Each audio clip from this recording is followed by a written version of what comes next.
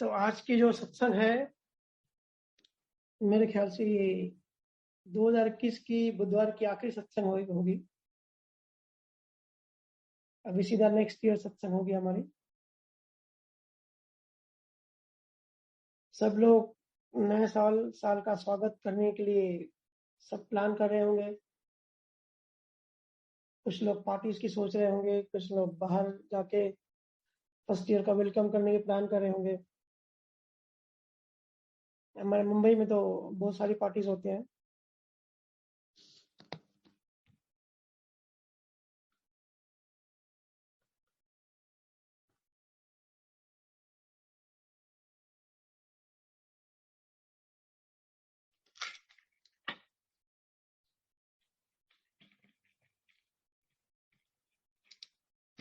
Okay, तो सबसे पहले सबको नए साल की बधाई एडवांस में।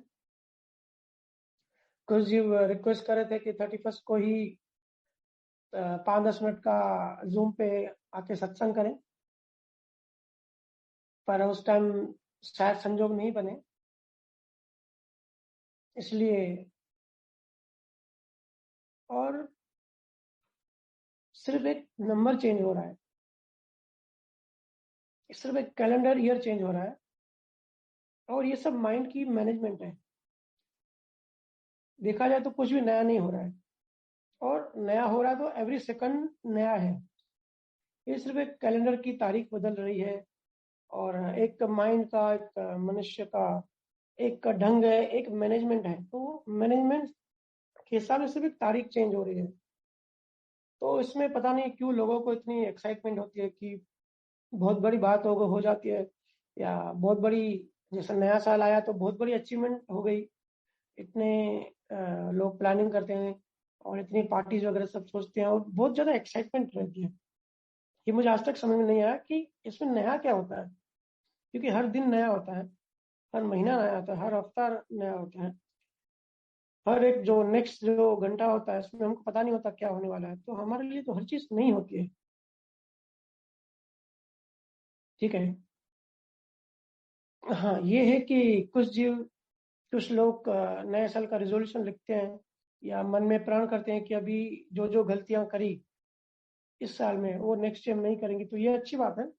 इसको ही कहते हैं चिंतन मनन।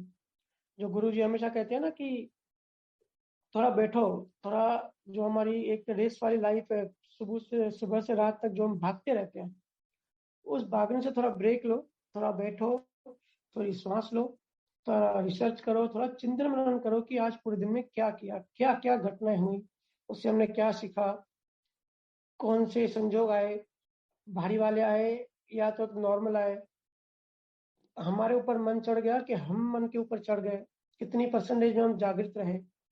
जैसे हम दिन का पूरा ये अवलोकन करते हैं ना, वैसे ही पूरे साल का भी एवरी ईयर करना चाहिए कि पूरे साल में अभी क्या क्या हुई और क्या क्या गलतियां करी, जो नेक्स्ट ईयर में हम इम्प्रूव करते हैं, इम्प्रूवमेंट करनी चाहिए।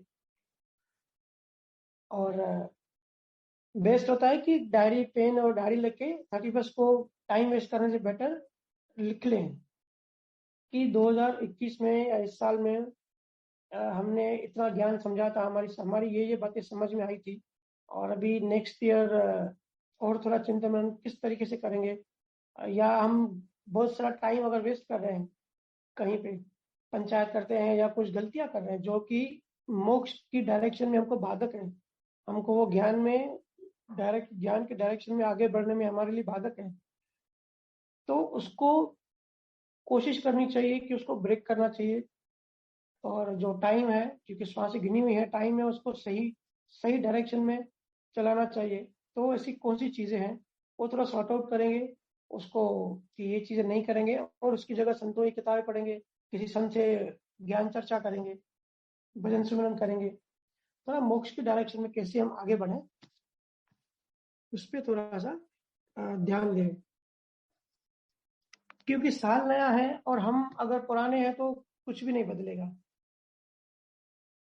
हम वैसे के वैसे ही हैं, वैसे ही अज्ञानी, वैसे ही अज्ञान की परतें, वैसे ही मोह में उलझे हैं, वैसे ही जीतना चाह रहे हैं दुनिया को। हमारा मन किसी चीज को सहन नहीं करता। अगर हम वैसे के वैसे ही हैं तो हमारे लिए कुछ भी नया नहीं है। ठीक है, तो लास्ट डे पे थोड़ा सा बैठ के चिंतन मनन जरूर करें कि क्या गलतियां करी, क्या हुआ सिचुएशन। अभी देखो, इस साल मुझे बहुत सारे लोगों ने, हालांकि मैंने पहले भी कहा था कि 2021 बहुत सारे लोगों के जीवन में बहुत बड़ा उथल पुथल लेके आया है। आप सब भी अगर ऑब्जर्व करेंगे तो आप सबके लाइफ में भी 2021 में बहुत उथल पुथल भरा रहा, क्योंकि कुदरत का एक सिस्टम होता है, जिसको कहते हैं कलेक्टेड जो प्रारब्ध कर्म होता है ना। जैसे दुनिया में कोई महामारी आ गई जो चली रही है 2 सालों से, इस प्रेजेंट टाइम में, या कभी प्लेन क्रैश हो जाता है जिसमें सामूहिक बहुत सारे लोग एक साथ मर जाते हैं, या बहुत बड़ा एक्सीडेंट हो जाता है, या नेचुरल क्लाइमेट आ जाती है, तो उसको कुदरत की कैलकुलेशन होती है कि एक साथ कलेक्टेड, मतलब सबका जो भारी प्रारब्ध कर्म होता है वो सबको एक साथ मिला के एक साथ रिलीज होता है। तो कुदरत की अपनी कैलकुलेशन होती है, उसका अपना ढंग होता है। ठीक है, तो वो जो 2021 में ऐसा टाइम था, इसको ज्योतिष लोग राहु काल भी बोलते हैं, और पहले से ही कुछ लोग प्रेडिक्ट कर रहे थे कि कुछ तो बुरा होने वाला है 2021 में। इसको राहु काल कहते हैं कि कुदरत कुछ ना कुछ तो ऐसा सबका जो कलेक्टेड प्रारब्ध कर्म है उसको रिलीज करेगी एक साथ। ठीक है, ऐसे ऐसे कुछ संजोग बनेंगे। इस तरीके से 2022 पर थोड़ा बेटर दिख रहा है 2021 से। इसमें जो प्रारब्ध कर्म का जो सिस्टम है वो ऐसा, ऐसी किसी बड़े ज्योतिषी ने कुछ ऐसा प्रेडिक्शन नहीं किया है। तो कुछ ना कुछ आप रिसर्च इस टाइप से करते रहें। ठीक है, या तो जो लोग अभी सुस्ती कर रहे हैं सिमरन करने में, वो थोड़ा सा लास्ट डे पे डायरी पे लिख लें कि अभी ये टाइम पे आधा घंटा, 15 मिनट, 20 मिनट, 20 मिनट सिमरन पे हम बैठेंगे, उसको पक्का कर लें। देखो, आध्यात्म में बहुत सारी बातें होती है, और बहुत सारे कॉन्सेप्ट होते हैं, बहुत सारी साइंस होती है, बहुत सारी चीजें होती है अलग अलग एंगल से जिसको समझने की जरूरत होती है। लेकिन हम क्या करते हैं, अध्यात्म की सब बातें सुन लेते हैं, सब बातें समझ लेते हैं, सब अपनी खोपड़ी में अंदर भर देते हैं, पूरी की पूरी गीता सार पढ़ लेते हैं, वेद पढ़ लेते हैं, लेकिन किसी की भी गहराई में नहीं घुसते। तो हमने ये जो सिलसिला अभी शुरू किया है कि एक एक शब्द के, एक एक कॉन्सेप्ट के अंदर गहराई में घुसना है, तभी हमारा जो जो हमारी दृष्टि है उसमें जो हमारा देखने का जो नजरिया है, जो हमारा विजन है, वो क्लियर होता जाएगा। हमारे विजन में अभी बहुत सारे क्लाउड्स है, बादल है, कंफ्यूजन है काफी सारी। लेकिन अब अगर किसी कॉन्सेप्ट में हम अगर डीप में अगर हमने सुना, भैया की गुरु की कृपा से अगर हमने कुछ ऐसा संजोग लाए हैं, और हमने अगर ऐसा कुछ सुना जिससे हमारी कुछ परतें हट रही है, तो सुनना तो संजोग है, लेकिन परतें तभी हटेंगी जब हम उस पर चिंतन मनन थोड़ा गहराई से करेंगे, थोड़ा साक्षी भाव में रह के, सेपरेट रह के, थोड़ा ऑब्जर्वेशन करके डीप स्टडी करेंगे। तो हमारा जो अंदर सबकॉन्शियस अनकॉन्शियस है, हमारा चार्ज वाला जो चित्त है, उसमें से जो ये मट्टी लगी हुई है, जो परतें लगी हुई है, वो धीरे धीरे साफ होती जाएंगी। तो पहले हमने थोड़ा गहराई से रिसर्च किया कि सबको निर्दोष देखना चाहिए, और आप सब अब उस पर फीडबैक भी दे रहे हैं कि ये इजीली अप्लाई हो रहा है। अगर ऐसा हम अपने विजन में कर चेंज दृष्टि में हम परिवर्तन लाते हैं कि ठीक है जो भी घटना हो गई, लेकिन वो उसका भी दोष नहीं था, कर्मों का हिसाब है, हम सब एक दूसरों की कर्मों की डिलीवरी कर रहे हैं। तो उस टाइम ऐसा संजोग आ गया, लड़ाई हो गई, और नेक्स्ट डे एक दूसरे को अगर निर्दोष देख रहे हैं, दोषी नहीं देख रहे हैं, तो ये बड़ी अच्छी बात है। इसको भी, ये भी अपने आप में बहुत बड़ी बात है। अध्यात्म में एक स्टेप ऊपर उठना भी बहुत सफल माना जाता है, पूरा का पूरा जीवन सफल माना जाता है। एक भी अगर हमने लेयर साफ किया और राइट डायरेक्शन में आगे बढ़े, क्योंकि चीजें बड़ी डिफिकल्ट है, हम सब बुरी तरह फंसे हुए हैं। तो राइट डायरेक्शन में आगे बढ़ना, एक एक कदम पहले हमने इस पे स्टडी किया कि सबको निर्दोष देखना है। ठीक है, उसके बाद जीवन में जो भी होता है, जैसे भी संजोग आते हैं, सबको एज इट इज स्वीकार करना है, एक्सेप्ट करना है। Accept the things the way they are. जो जैसा है घर में, परिवार में, दोस्तों में, जो जैसा है हम उसको स्वीकार नहीं कर पाते, तो उसको स्वीकार करना धीरे धीरे अभी हम प्रैक्टिस करेंगे, उनको स्वीकार करना शुरू कर देते हैं। तो सारा दुख, सारा संघर्ष इसी का ही तो है कि हम किसी चीज को स्वीकार नहीं कर पाते। लेकिन अगर हमने किसी को एक्सेप्ट कर लिया, फिर हमारा अंदर का संघर्ष खत्म हो जाता है कम से कम। अंदर हम रिलैक्स हो जाते हैं जब हमको लॉ ऑफ कर्मा का हमारी दृष्टि में जब ये सेट हो जाती है बात। ठीक है, आज हम थोड़ी बात करेंगे झुकने की, कि झुकना जरूरी जरूरी क्यों है। जो भी पहुंचे हुए ज्ञानी पुरुष होते हैं या जो भी संत होते हैं, आप उनका देखोगे ना, नेचर में एक झुकाव होता है। हालांकि जो उनका आप सब कहेंगे उनका नेचर, तो फिर ये तो बाहर की पर्सनैलिटी हो गई, तो वो तो डिस्चार्ज है। तो डिस्चार्ज में अगर कोई ऐसी पर्सनैलिटी लाया है तो मतलब पिछले जन्मों में चार्ज भी वैसा किया होगा ना। ठीक है, तो हम तो इतने ज्ञानी है नहीं कि हम किसी के पिछले जन्म देख पाए, लेकिन उसकी पर्सनैलिटी देख के थोड़ा बहुत आइडिया आ जाता है कि उसका जो गुण है वो जरूर पिछले जन्म में से वो चार्ज करते आया होगा। और ये भी बहुत बड़ा, अपने आप में बहुत बड़ा कॉन्सेप्ट है। मैंने कहा ना, आध्यात्म में हर एक चीज अपने आप में एक रहस्य है। जितना घुसेंगे, जितना अंदर जाएंगे, उतना समझेंगे। कबीर साहब ने कहा है ना, जिन खोजा तिन पाइया, गहरे पानी पैठ, मैं बपूरा बूढ़न डरा, रहा किनारे बैठ। कबीर साहब कह रहे हैं कि जो समुद्र में गहरे उतरे उन्होंने पा लिया, और मैं डर के मारे किनारे पे ही बैठा रहा कि अंदर जाऊं कि नहीं, अंदर जाऊं कि नहीं, और मैंने कुछ भी नहीं पाया। मैं डर के मारे किनारे पर ही बैठा रहा, और उन्होंने पाया जो पानी में गहरे गए। तो एक एक चीज को हमको गहराई से, ये तो हम ठीक है एक हफ्ता सत्संग सुन लेंगे, या कभी 15 दिन में, 1 महीने में एक बार सुन लिया, या सुन के फिर दूसरे दिन हम भूल गए, अपने अपने काम धंधे में लग गए, तो हमारा जीवन ऐसे ही चलेगा। लेकिन जिनको रियल में स्पिरिचुअलिज्म में ये इंटरेस्ट है, रहस्य खोजने में जिनको रुचि है, जिनको मुक्ति पाना है, जिनको मोक्ष पाना है, वो फिर गहराई में जाते हैं। ऐसे सुन के तो हम भी रोज से सब सुनते ही हैं, लेकिन किसी चीज को पकड़ के उस पर हम जब रिसर्च करते हैं, ठीक है, और ऐसा नहीं है कि किसी के पास टाइम नहीं है। मुझे बहुत जीव कहते हैं कि भैया भजन करने का भी टाइम नहीं मिलता, या दूसरी चीजें आप बोलते हो ज्ञान अप्लाई करो, या तो बुक्स पढ़ो, इनका टाइम कहाँ है। तो मैं कहता हूँ टाइम सबके पास है, करना है जो टाइम है, और जिसको नहीं करना उसके पास बहाने होते हैं। टाइम सब निकाल सकते हैं अपने आप से। हम सब पूछे कि टाइम किसी चीज के लिए हम निकाल सकते हैं कि नहीं निकाल सकते। सिर्फ प्रायोरिटी की बात होती है, ये वो ऑटोमेटिक होता है। जिस चीज को हम प्रायोरिटी देते हैं ना, ऑटोमेटिकली उसके लिए हम टाइम निकाल देते हैं, और जिसको लीस्ट प्रायोरिटी देते हैं उसके लिए टाइम ही नहीं होता। तो जब हम कहते हैं ना कि भाई मुझे टाइम ही नहीं मिलता, मतलब वो झूठ बोल रहा है। स्टेटमेंट चेंज कर दिया, उसका मतलब ये बोल रहा है कि ये चीज के लिए ये मेरी प्रायोरिटी लास्ट में है, मेरी फर्स्ट प्रायोरिटी नहीं है। तो स्पिरिचुअलिज्म में जिनको इंटरेस्ट है उनको टाइम ही टाइम है, क्योंकि दूसरे काम छोड़ के भी लग जाते हैं। ठीक है, बाकी जिनको इंटरेस्ट नहीं है तो फिर बहाने होते हैं, मैं इधर गया, मैं उधर गया।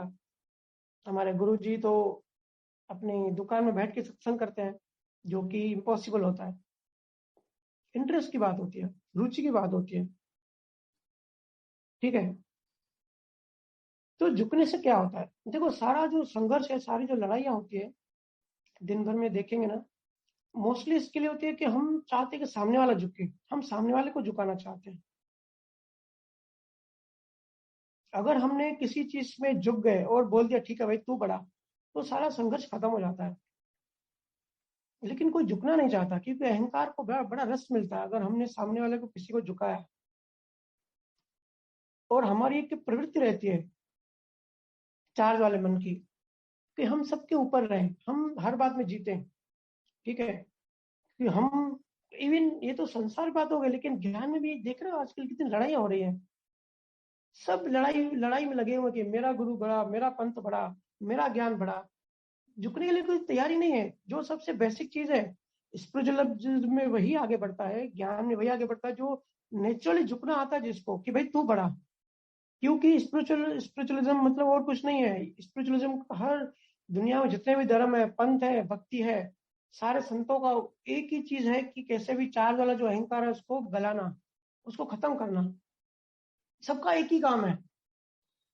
तो जितना अहंकार बढ़ा उतना अज्ञान बढ़ा, ये मैं बार बार बोलता हूँ। जितना अज्ञान बढ़ा होगा, जितना ज्यादा अज्ञानी होंगे, उतना ज्यादा बड़ा हमारा अहंकार होगा। इसका उल्टा है, जितना हमारे अहंकार को चोट पहुंचेगी, जितना हम अहंकार जितना कम होगा, उतना हम ज्यादा झुकना सीखेंगे, झुकना आएगा हमको। जो झुकेगा उसका अहंकार टूटता जाएगा, मतलब चीजें स्वीकारते जाएंगे, उतना हम फिर ज्ञान में आगे बढ़ते जाएंगे। जीतने की जो प्रवृत्ति है ना, वो बहुत बुरी है स्पिरिचुअलिज्म में। इसके लिए यही कारण है कि आज सोशल मीडिया पे देखो सबकी फाइट हो रही है आपस में। कि मैं बड़ा। लिखने में वो बातें बड़ी बड़ी होती हैं, उनकी उनके आर्टिकल्स बड़े बड़े होते हैं, लेकिन बात वही होती है कि भाई मेरी बात ही सही है। ठीक है, जीत जीत की जो हमारी जो कोशिश होती है ना, देखो लाओ त्जो का एक बहुत ही फेमस स्टेटमेंट है। लाओ त्जो ने क्या कहा है कि मुझे कोई हरा नहीं सकता, क्योंकि मैंने जीतने की कोशिश ही नहीं करता, मुझे जीतने की इच्छा ही नहीं है। तो जो जीतने की सोचता नहीं है, जो जीतने की कोशिश नहीं करता, उसको कोई हरा भी नहीं सकता। ठीक है, और सारे संतों का अगर देखेंगे ना, यही गुण होता है। रामकृष्णा की भी एक अच्छी स्टोरी है। रामकृष्णा के पास केशव प्रसाद आए थे। केशव प्रसाद का नाम आपने सुना होगा, काफी काफी ज्ञानी व्यक्ति था, बहुत तार्किक व्यक्ति था, बहुत बुद्धिमान था, हर चीज का ज्ञान था। तो उसने बड़ा नाम सुना था रामकृष्ण का। तो वो उनके पास आए, बोले कि मैंने आपका नाम सुना है, आप मेरे से तर्क वितर्क करने आए हो, बात करने आए हो परमात्मा के बारे में। तो रामकृष्ण ने कहा कि ठीक है, आप बताइए। तो केशव एक एक स्टेटमेंट, एक एक जो भी इनको ज्ञान था वो बताते जा रहे थे, अपने तर्क वितर्क की बातें, जो भी लॉजिकल लोगों की, जो थिंकर्स की जो बातें होती है, तो वो बोलता जा रहा था। और जैसे ही वो बोलता जा रहा था, रामकृष्ण उठ के उनसे गले लग रहे थे बार बार, उनको बहुत अच्छी लग रही थी। वो तर्क करते जा रहे थे रामकृष्ण, और उनका आनंद बढ़ते जा रहा है। तो केशव ने कहा कि आप कुछ बोल ही नहीं रहे, सिर्फ मैं ही बोल रहा हूँ। तो रामकृष्ण ने कहा कि तेरी बातें मेरे को बहुत अच्छी लग रही हैं, और ऐसा लग रहा है कि परमात्मा झलक रहा है तेरे अंदर से, बहुत ही बढ़िया आप बता रहा है, तू बताते जा। तो केशव ने कहा कि भाई फिर आप हार मानते हो, आप हार मानो कि भाई आप हार गए, अपने भक्तों के सामने मैं जीत गया। तो रामकृष्ण ने कहा कि ये हार जीत क्या होती है, और अभी ये तुम हार जीत में लगा हुआ था क्या? अभी जो इतनी देर से जो लेक्चर दे रहा था, वो हार जीत के लिए कर रहा था? मैंने तो समझा कि तू तो सहज ही ज्ञान की वर्षा कर रहा है। और हार जीत तो मुझे पता भी नहीं है, और हार जीत से तो मैं काफी दूर हूँ, मुझे तो पता भी नहीं है क्या होता है। और थर्ड पार्टी रामकृष्ण को तो हार जीत पता ही नहीं है, हार कैसे होती है और जीत कैसे होती है। और अभी इतना अच्छा ज्ञान दिया, अच्छी अच्छी स्टेटमेंट दी, और अभी फिर तो हार जीत की बात कर रहा है। भाई ये तो रामकृष्ण की बुद्धि से बाहर की चीजें हैं, मुझे तो समझ में नहीं आती। तो केशव ने अनुभव अनुभव किया कि रामकृष्ण इतना मासूम है, उसको पता भी नहीं है कि हार क्या होती है, जीत क्या होती है, और जीतने की कोशिश भी नहीं कर रहा है अपने भक्तों के सामने, और जीतने की इच्छा भी नहीं है, इतना सहज, इतना मासूम। तो जब ऐसा हम थोड़ा डेवलप हो जाते हैं ना, तो हमारी जो जो चित्त की जो चित्त है ना, हमारा ऐसा नेचुरली बनता जाता है, चार्ज में भी और पर्सनैलिटी में भी ऐसा बनता जाता है। तब केशव को एहसास हुआ कि ये जो मैं तर्क वितर्क कर रहा हूँ, ये सब संसारी तरीके से कर रहा हूँ, भक्ति में ऐसा नहीं होता। वही संत होता है, असली संत वही होता है जो मासूम होता है, जिसको हार जीत की पड़ी नहीं है, जो किसी की परवाह नहीं करता, और जो जीतने की कोशिश भी नहीं करता, वो सहज झुक जाता है। संतों का नियम होता है। कबीर साहब की बहुत सारी इस पे कहानियां है, पूरी बायोग्राफी है।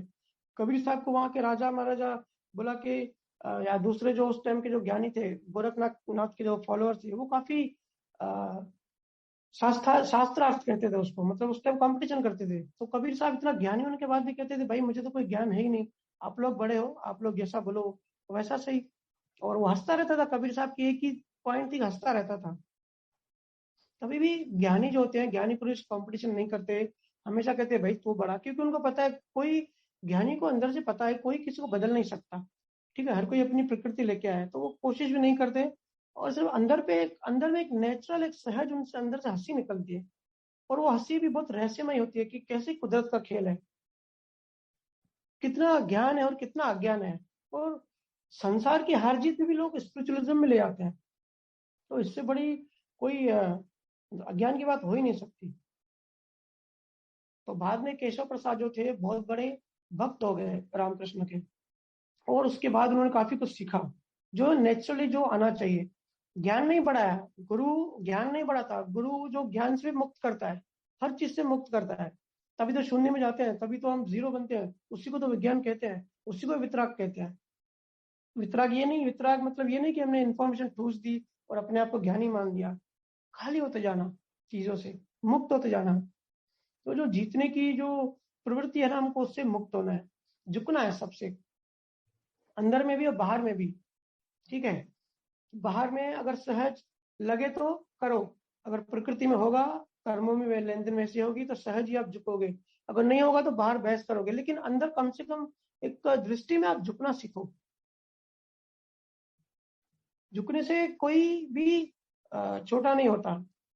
कहते हैं ना, जो झुकता है वो बड़ा होता है, ये गलत स्टेटमेंट है, उल्टी स्टेटमेंट है। ऐसा है कि जो बड़ा होता है वही झुकता है, उसको झुकने में कुछ फर्क नहीं पड़ता, जो ज्ञानी होता है। धर्मदास थे, कबीर साहब के शिष्य थे धर्मदास। वो बहुत पैसे वाले थे, उनका नाम ही धनी धर्मदास था। उन्होंने अपनी किताब में लिखा है कि 30-35 सालों की वो बहुत धर्मात्मा थे। 30-35 साल मैंने ये सब किया, धर्म कार्य किए, और एक वहम हो गया था कि भाई मैं बहुत बड़ा ज्ञानी हूँ। लेकिन एक बार कबीर साहब से मुलाकात हुई थी उनकी, तो पूरी उनकी दुनिया हिल गई, पूरा उनका अस्तित्व हिल गया। क्योंकि वो जो भी कर रहे थे, कबीर साहब की एक एक जो स्टेटमेंट है, संतों का ऐसे ही होता है। संत होते हैं ना, आग होते हैं। हमने वीडियो सुन लिए, थोड़े सत्संग सुन लिए, या कोई किताबें पढ़ ली, ग्रंथ पढ़ लिए, तो उसमें ज्ञान तो होता है लेकिन आग नहीं होती। वो जो जीवित जो सतगुरु होते हैं, जो ज्ञानी पुरुष होते हैं, वो एक आग की तरह होते हैं। उनके डायरेक्ट हमारे चोट लगती है, हमको हमारा जो अहंकार है वो गलना शुरू हो जाता है, क्योंकि वो आग के समान होते हैं। वैसे कबीर की एक दो लाइन ने, वो तो लंबी चौड़ी किताब है धर्मदास की, मैं वहां नहीं बता सकता, लेकिन कबीर साहब ने एक दो उनको लाइन बताई, उनके अंदर एकदम से आग लग गई। तो फिर कबीर कबीर साहब को छोड़ के वो भाग गए अपने गाँव। फिर खुद ही वो लिखते हैं अपनी किताब में कि 6 महीने तक मैं तड़पता रहा, इच्छा नहीं हो रही थी कबीर साहब से मिलने की, लेकिन तड़पता रहा, एक बेचैनी पैदा हो गई मेरे अंदर। तो पहले जो हमने चर्चा की है कि अगर कोई संसार में डूबा हुआ है, तो कैसे कोई गुरु कैसे उनके अंदर प्यास पैदा करते हैं, कैसे भाव पैदा करते हैं, क्योंकि प्रकृति तो चेंज नहीं कर सकते, लेकिन इसको मोक्ष के डायरेक्शन में कैसे आगे बढ़ाना है, उनके अंदर एक भाव पैदा करते हैं। और गुरुओं की अपनी एक कला होती है, अपना एक सिस्टम होता है उनके अंदर भाव पैदा करने की। धर्मदास बड़ा बेचैन हुआ। फिर आखिर 6 मंथ बाद वो कबीर साहब को ढूंढने गए वाराणसी, और उनको उनके पास जब गए, तो कबीर साहब ने बोला कि आ गया धनी धर्मदास। उसके बाद ही उसका नाम धनी धर्मदास हुआ। तो धर्मदास ने कहा कि मैं तो और ही कुछ समझता था, लेकिन आपने जो बताई सच्चाई तो और ही कुछ है, तो मुझे बहुत बड़ी चोट लगी है। तो कबीर साहब ने कहा मैं तेरा ही इंतजार कर रहा था, काफी लेट कर दिया, ठीक है, लेकिन अभी आ गया, तो अभी आध्यात्म की यात्रा शुरू कर। तो कबीर साहब से वो इतने इम्प्रेस हो गए। ठीक है। और एक हम मैं अभी उस दिन भी मैं, हालांकि मैं फेसबुक बहुत कम यूज करता हूँ, लेकिन कभी कभी जो स्पिरिचुअल जो ग्रुप्स होते हैं बहुत सारे, उनमें बड़ी चर्चा होती है और बड़ी लड़ाई होती है, मुझे भी बड़ी हंसी आती है। हर किसी को एक बातें तो अध्यात्म की हम करते हैं कि हमने अच्छा ज्ञान सुना, हम अल्टीमेट ज्ञान की बात करते हैं और हम अभी ज्ञानी हो रहे हैं, लेकिन देखो छोटी छोटी बातों में फेसबुक पे लड़ाई होती है। लड़ाई भी ऐसे लड़ते बच्चों की तरह, तो पूरा कॉन्ट्रडिक्ट सिस्टम लगता है। मूर्ति पूजा के विषय में लड़ाई हो रही थी। जो लोग, एक कह रहा था कि मूर्ति पूजा नहीं करनी चाहिए, अंधविश्वास होता है, और दूसरा कह रहा था कि मूर्ति पूजा करनी चाहिए, और इतनी लंबी चौड़ी लड़ाई, पूरा उनका एक दूसरे के ऊपर लिखते जा रहे थे। एक कह रहा था कि आत्मज्ञानी बनो, और दूसरा कह रहा था नहीं, मूर्ति पूजा ही बड़ी है। ठीक है। और बातें करते हैं हम, सिर्फ बात वो जो आत्मज्ञान की बात करता था, वो भी सिर्फ आत्मज्ञान की बात ही कर रहा था, क्योंकि उनकी जो बातें थी वो फिर जो जिस टाइप का विरोध कर रहा था, क्योंकि जो आत्मज्ञानी हो जाता है वो किसी चीज का विरोध, वो किसी चीज का फेवर भी नहीं करता और विरोध भी नहीं करता, न्यूट्रल हो जाता है। न्यूट्रल होना, जीरो होना पहली निशानी होती है कि हम ग्रो हो रहे हैं। किसी भी चीज में अगर हम पक्ष में हैं और उसके विपक्ष में हैं, क्यों ज्ञानी किसी के ना पक्ष में होते हैं ना विपक्ष में होते हैं, ना कहो उससे दोस्ती ना कहो उससे बैर, कबीर साहब ने कहा है ना।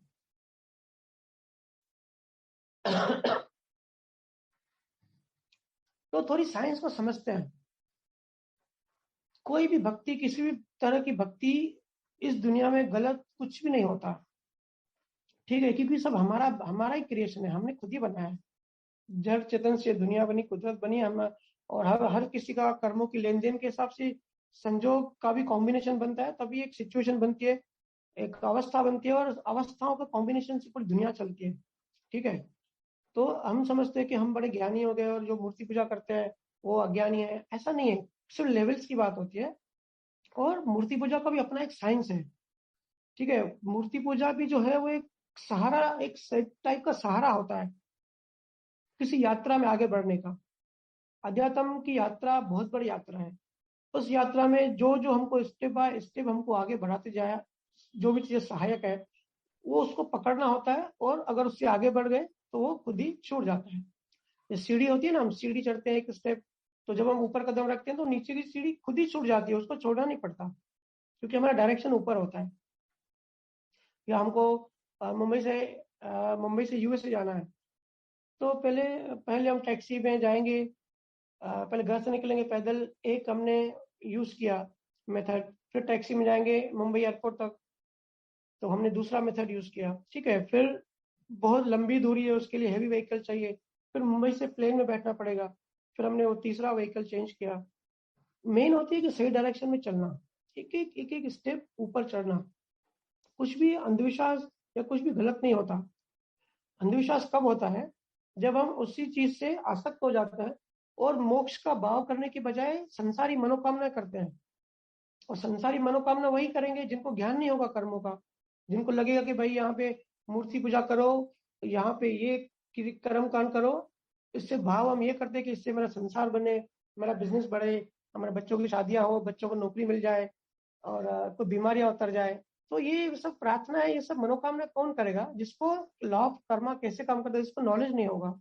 तो वहां ये चीजें अंधविश्वास हो जाती है। लेकिन किसी टाइम पे ये साइंस थी, जब गुरुओं ने ये सब चीजें सिखाई ना, जब ये चीजें बनाई, तो ये उस टाइम की साइंस थी। हर एक चीज का महत्व होता है टाइम एंड स्पेस में। अलग टाइम पे अलग चीज का अलग महत्व होता है, और जैसे जैसे टाइम बदलता है वैसे वैसे चीजें बदलती रहती हैं। कबीर साहब के गुरु थे रामानंद जी। जो ज्ञान कबीर साहब देते थे वही ज्ञान रामानंद जी देते थे। ठीक है, तो एक दिन सडनली रामानंद जी ने एक मूर्ति बनाई और उनका नाम रख दिया कि शालिग्राम भगवान, और अपने जीवों को कहा कि आप इसकी पूजा करो, शालिग्राम की। तो कबीर साहब ने कहा कि हम तो निराकार की बात करते हैं, फिर आप आकार, शालिग्राम का आकार बना के क्यों दिया? तो रामानंद ने बड़े प्यार से कहा कि जो जीव का जो मन है, जो जीव बात नहीं समझ पा रहे हैं, जिनको मन अभी रेडी नहीं है उस तत्व को समझने के लिए, फिर वो नीचे भी नहीं गिर जाए, इनके लिए उनको कहीं ना कहीं रोकना जरूरी होता है। ऐसा कह के उन्होंने शालिग्राम की स्थापना की थी। अभी भी बहुत कंफ्यूजन है कि शालिग्राम भगवान भगवान है कि नहीं है, कौन सा देवता है और किसने बनाया, लेकिन उसका सिर्फ उद्देश्य यही था। मूर्ति पूजा करते हैं, या बहुत लोग वृक्षों की पूजा करते हैं, बहुत लोग क्या करते हैं, बहुत लोग क्या करते हैं। देखो, ये सब बाहरी क्रिया कांड है। साइंस को थोड़ा गहराई से समझो। बाहर हम क्या करते हैं उसका महत्व नहीं है, असली चीज भाव का है। हम किस चीज का भाव करते हैं। मूर्ति में भी जब तक भाव नहीं है ना, हमारा भाव नहीं है, तो मूर्ति में भी जान नहीं आती, वो पत्थर ही होता है। कहते हैं ना, मूर्ति को प्राण प्रतिष्ठा करके बिठाते हैं। प्राण प्रतिष्ठा का मतलब यही होता है कि भाव, और भाव इंडिविजुअल होता है। जिस भी चीज में आपका भाव है वो आपके लिए इंपॉर्टेंट बन जाती है, आपके लिए वो काम करेगी। अब जैसे दूसरे धर्म वाले कहते हैं कि मूर्ति पूजा नहीं करनी चाहिए, या दूसरी चीजें नहीं करनी चाहिए। ठीक है, एक दूसरे का जो विरोध होता है, जिसकी अपनी मान्यताएं होती है, वो अपने अपने आप को चेंज ना करके दूसरे को चेंज करने की कोशिश करता है कि उस धर्म में ये गलत है, उस धर्म में ये गलत है। तो इसका मतलब ये खुद बहुत अज्ञानी है, क्योंकि बाहर हम क्या करें उसका इतना महत्व नहीं है। असली बात होती है भाव की। हम बाहर कुछ भी करें, लेकिन भाव से करना चाहिए, और भाव सिर्फ एक ही, सिर्फ मोक्ष का, मुक्ति का। सिर्फ अगर मुक्ति का भाव करेंगे तो हम स्टेप बाय स्टेप आगे बढ़ते जाएंगे। और हमको हमारा अलग अलग टाइम पे अलग सतगुरु, अलग गुरुओं का अपना एक सिस्टम होता है। अलग गुरु अलग साधना क्यों देते हैं? क्योंकि उनको पता है कि किस चीज से ये आज के जीव भाव कर पाएंगे, किस चीज से भाव नहीं कर पाएंगे। तो असली चीज भाव होती है। ये सब प्रतीक है, सब सिंबॉलिक होती है। बाहर की चीजों में जितने भी होती हैं, इसलिए मैं सबको कहता हूँ कि दूसरे पंथों से या दो मान्यता करते हैं उनसे आप लड़ाई मत करो। सिर्फ उनको बोलो कि आप जो भी करते हो, जैसा भी करते हो, सिर्फ भाव से करो। और भाव कौन सा? कि हमको इस जन्म में और हमको अगले जन्म में मोक्ष मिले, ऐसे संजोग बनाना। हमको एक पहुंचा हुआ सतगुरु से हमारी मुलाकात कराना। हमको संसार के जो भाव है, एक एक थोड़ी सी एक छोटी सी तरंग भी हमको पैदा नहीं करनी चाहिए, क्योंकि एक छोटी सी तरंग भी हमको संसार की ओर धकेल देगी। ठीक है, बाहर जो भी करते हैं, बाहर जो भी क्रियाकरण करते हैं वो शरीर होता है, वो जो भाव करते हैं ना वो आत्मा होता है। जैसे मूर्ति बजाते हो, मूर्ति तो एक शरीर का टाइप है, लेकिन उसके अंदर जो भाव होता है वो भाव उसकी आत्मा होती है। और एक एक आदमी दूसरे का भाव नहीं समझ सकता। ठीक है, दूसरे धर्म का अगर होगा, जो मूर्ति पूजा नहीं करता और जो मूर्ति पूजा करता है बड़े भाव से करता है, तो वो उसका भाव नहीं समझ सकता। कोई एक दूसरे का भाव नहीं समझ सकता। इसके लिए विरोध नहीं करना चाहिए, क्योंकि वो उसके लिए इंपॉर्टेंट है, आपके लिए इंपॉर्टेंट नहीं है, लेकिन उसके लिए तो इंपॉर्टेंट है। लेकिन ये सब करप्टेड हो गई चीजें, और करप्टेड चीजें क्यों हो गई? क्योंकि टाइम के हिसाब से जो जो समय गुजरता है, फिर जब खास करके जो गुरु होता है, जो ज्ञानी पुरुष होते हैं, वो जब शरीर छोड़ देते हैं, फिर एक पाखंड शुरू हो जाता है। फिर मोक्ष की बीज, और कैसे बीज बनता है, कैसे मोक्ष में हमको आगे बढ़ना है, ऐसा बताने वाला कोई नहीं होता। फिर वो सिर्फ जो बाहर का जो शरीर बचता है, जो क्रियाकांड रहता है, वो क्रियाकांड में हम उलझ जाते हैं। फिर हम भी एक दिन शरीर छोड़ के चले जाते हैं, फिर हम बच्चे को सिखाते हैं कि भाई ये सब करना चाहिए। तो अंदर क्या करना है वो तो पता नहीं, किसी कोई बताने वाला है ही नहीं। फिर बाहर की जो चीजें होती है वो फिर करप्टेड हो जाती हैं।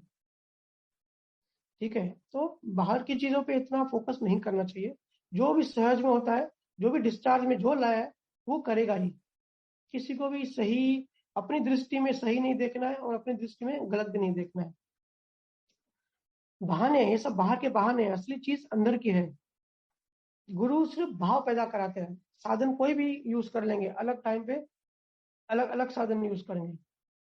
ठीक है, श्राद्ध देखो, बहुत लोग पूछते हैं कि श्राद्ध करना चाहिए कि नहीं करना चाहिए। जो हम धनपति से पहले जो श्राद्ध मनाते हैं ना, तो कहते हैं कि कुछ कहते हैं कि श्राद्ध भी अंधविश्वास होता है, और कुछ कहते हैं कि श्राद्ध भी अ, मतलब काम का होता है।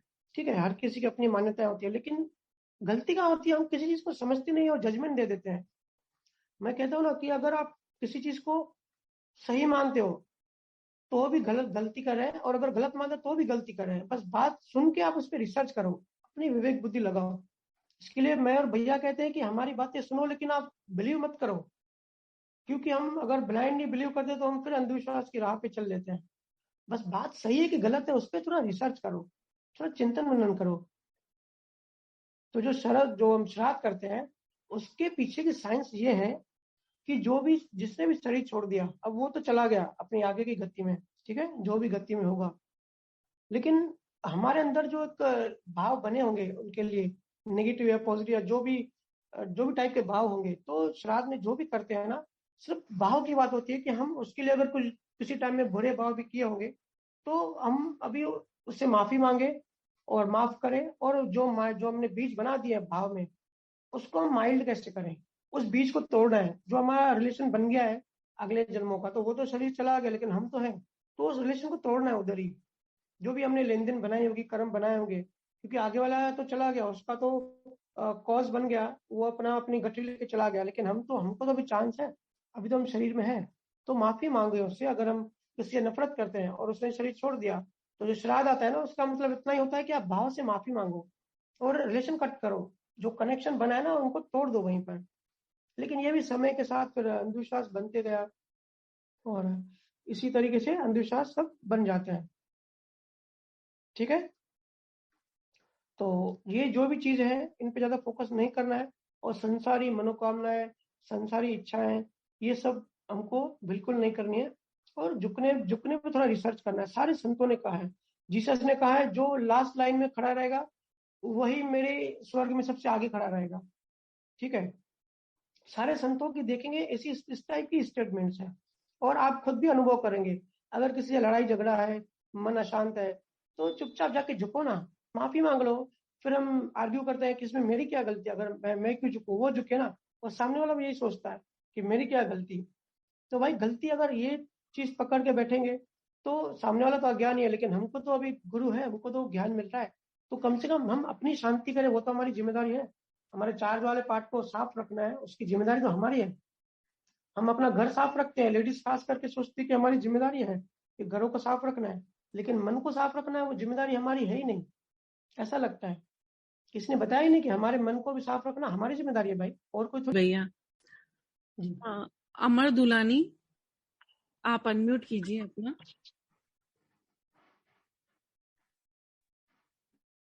हेलो, राम राम भैया। हाँ मैं राम राम। आवाज आ रहा है मेरा? हाँ एकदम क्लियर। भैया मेरा सवाल ये है, सब कुछ डिस्चार्ज है, फिर आदत और डिस्चार्ज, आदत अपने हाथ में कि डिस्चार्ज है वो भी?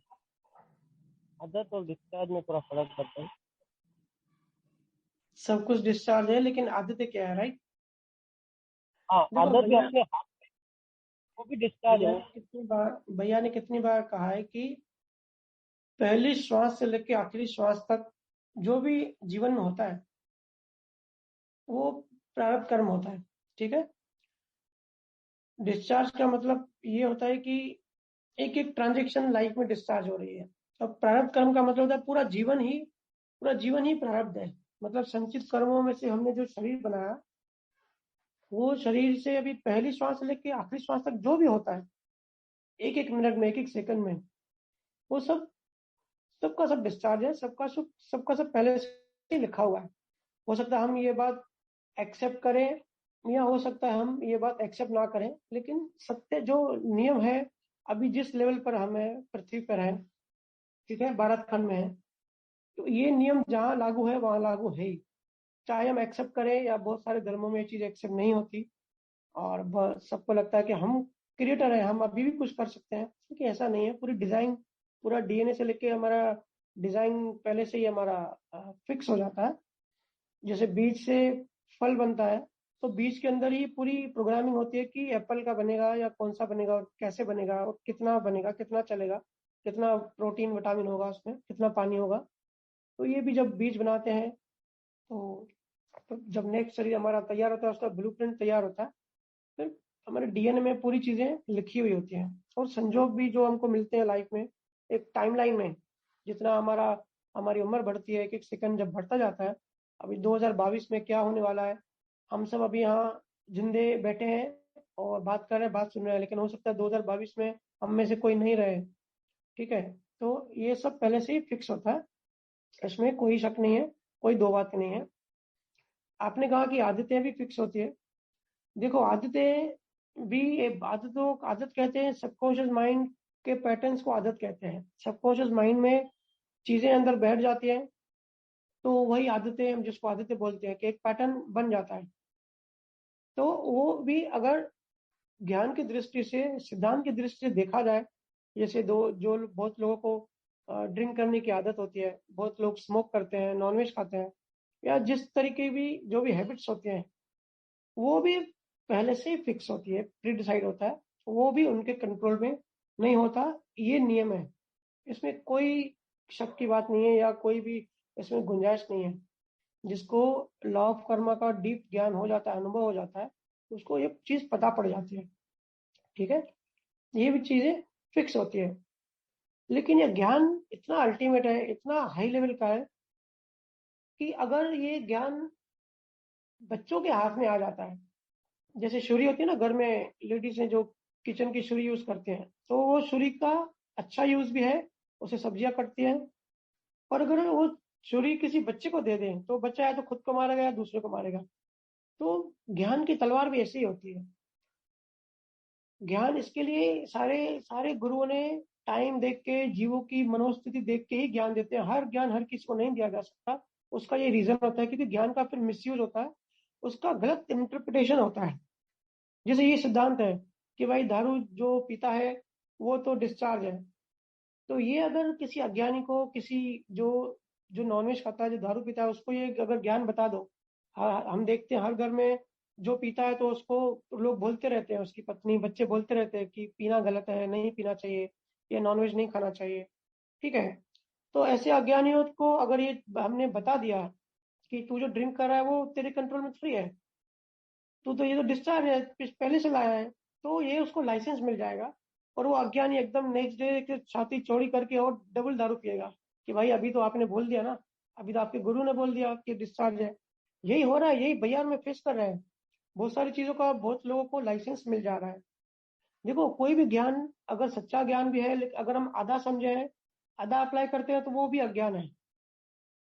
या तो ज्ञान हम पूरा समझे, पूरा अप्लाई करें दोनों साइड से, या तो जो हम आधा ज्ञान अप्लाई कर रहे हैं वो उस टाइम पे अप्लाई नहीं करें जब तक हमारे अनुभव में नहीं आता। अब ये तो हमने ठीक है इन्फॉर्मेशन सुन ली कि भाई हम अगर कोई अपनी वाइफ पे गुस्सा करता है तो ये तो डिस्चार्ज है, ये हमने सोच लिया, ये हमने सुन लिया।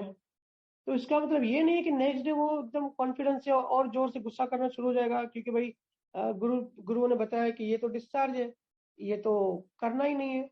करना नहीं करना की बात नहीं है, जो कर्म सत्ता में है वो तो होगा ही। लेकिन फॉर एग्जाम्पल अगर कोई नॉनवेज खाता है, ठीक है, वो भी उसका डिस्चार्ज है। जो भी वेज खाता है वो भी उसका डिस्चार्ज है, जो नॉनवेज खाता है वो भी डिस्चार्ज है। लेकिन जो नॉनवेज को अंदर से भी एक्सेप्ट करता है कि ये खाना चाहिए, उसको एंजॉय कर रहा है, उसको टेस्ट में मजा आ रहा है, वो ये बकरियां और ये जो है मुर्गियां ये कटनी चाहिए और इनको खाना चाहिए, जो इस चीज को एक्सेप्ट कर रहा है ना, स्वीकार कर रहा है और ये सिग्नेचर कर रहा है, मतलब वो नए कर्म, अहिंसा की कर्म चार्ज कर रहा है। क्योंकि हम अभी भी तन्मयकार हैं, हम अंदर बाहर एक है, तो बाहर जो कर रहे हैं भाई अंदर वैसा चार्ज भी हो रहा है। इसके लिए मैं कहता हूँ कि जब तक आप पूरा ज्ञान आपको अनुभव में नहीं आता, आपके लिए चार्ज डिस्चार्ज एक ही है, आप अलग मत समझो। क्योंकि फिर क्या हो जाता है ना, हम वन साइड ज्ञान लेते हैं। मतलब अगर हमने किसी की इंसल्ट की, हमने किसी के नुकसान किया, हमने किसी के पैसे खाए, तो हम तो कहते हैं भाई ये तो डिस्चार्ज है, लेन देन थी हमारी पिछले जन्मों की, वो खत्म हो गई। और हमारी कोई इंसल्ट करे, हमारा कोई पैसा खाए, तो हम ज्ञान वगैरह सब साइड कर देते हैं। काय का ज्ञान भाई, पहले मेरे पैसे रख यहाँ पे। होता है ना, ये सब हो ही रहा है प्रैक्टिकल। तो इसको कहते हैं ज्ञान का मिसयूज करना, ज्ञान का आधा आधा यूज करना, कि जो अपने मन के हिसाब से अपने अकॉर्डिंग ज्ञान को यूज करे, और दूसरी तरह से अगर अपना फायदा नहीं है तो फिर ज्ञान को नहीं यूज करे। ये हम अपने आप को ही धोखा देते हैं, किसी गुरु को या किसी दूसरे को धोखा नहीं देते हैं। ठीक है, तो हम मोस्टली हम देखते हैं, इसके लिए ही जो भी बड़े ज्ञानी है इतनी जल्दी ज्ञान नहीं ओपन करते, क्योंकि बड़ी चीजें बच्चों के हाथ में आती है ना, फिर उसका मिसयूज ही होता है। तो अगर नॉनवेज हम खा रहे हैं और अंदर से एक्सेप्ट कर रहे हैं, और हम ड्रिंक कर रहे हैं और अंदर से स्वीकार कर रहे हैं, अंदर से मजा ले रहे हैं, अंदर से सिग्नेचर कर रहे हैं, तो हमारा नया चार्ज भी अकॉर्डिंगली हो रहा है। हम जुड़े हुए हैं, तन्मयकार हैं, तो हम भी वैसे ही कर रहे हैं। 24 तीर्थंकर हुए, जो जो कृष्ण भगवान का जो कजिन थे, वो भी तीर्थंकर थे। तो उनकी बड़ी फेमस कहानी है कि जब उनकी शादी हो रही थी और वो बारात लेके जा रहे थे, तो उन्होंने रास्ते पे देखे बहुत सारे जानवर थे।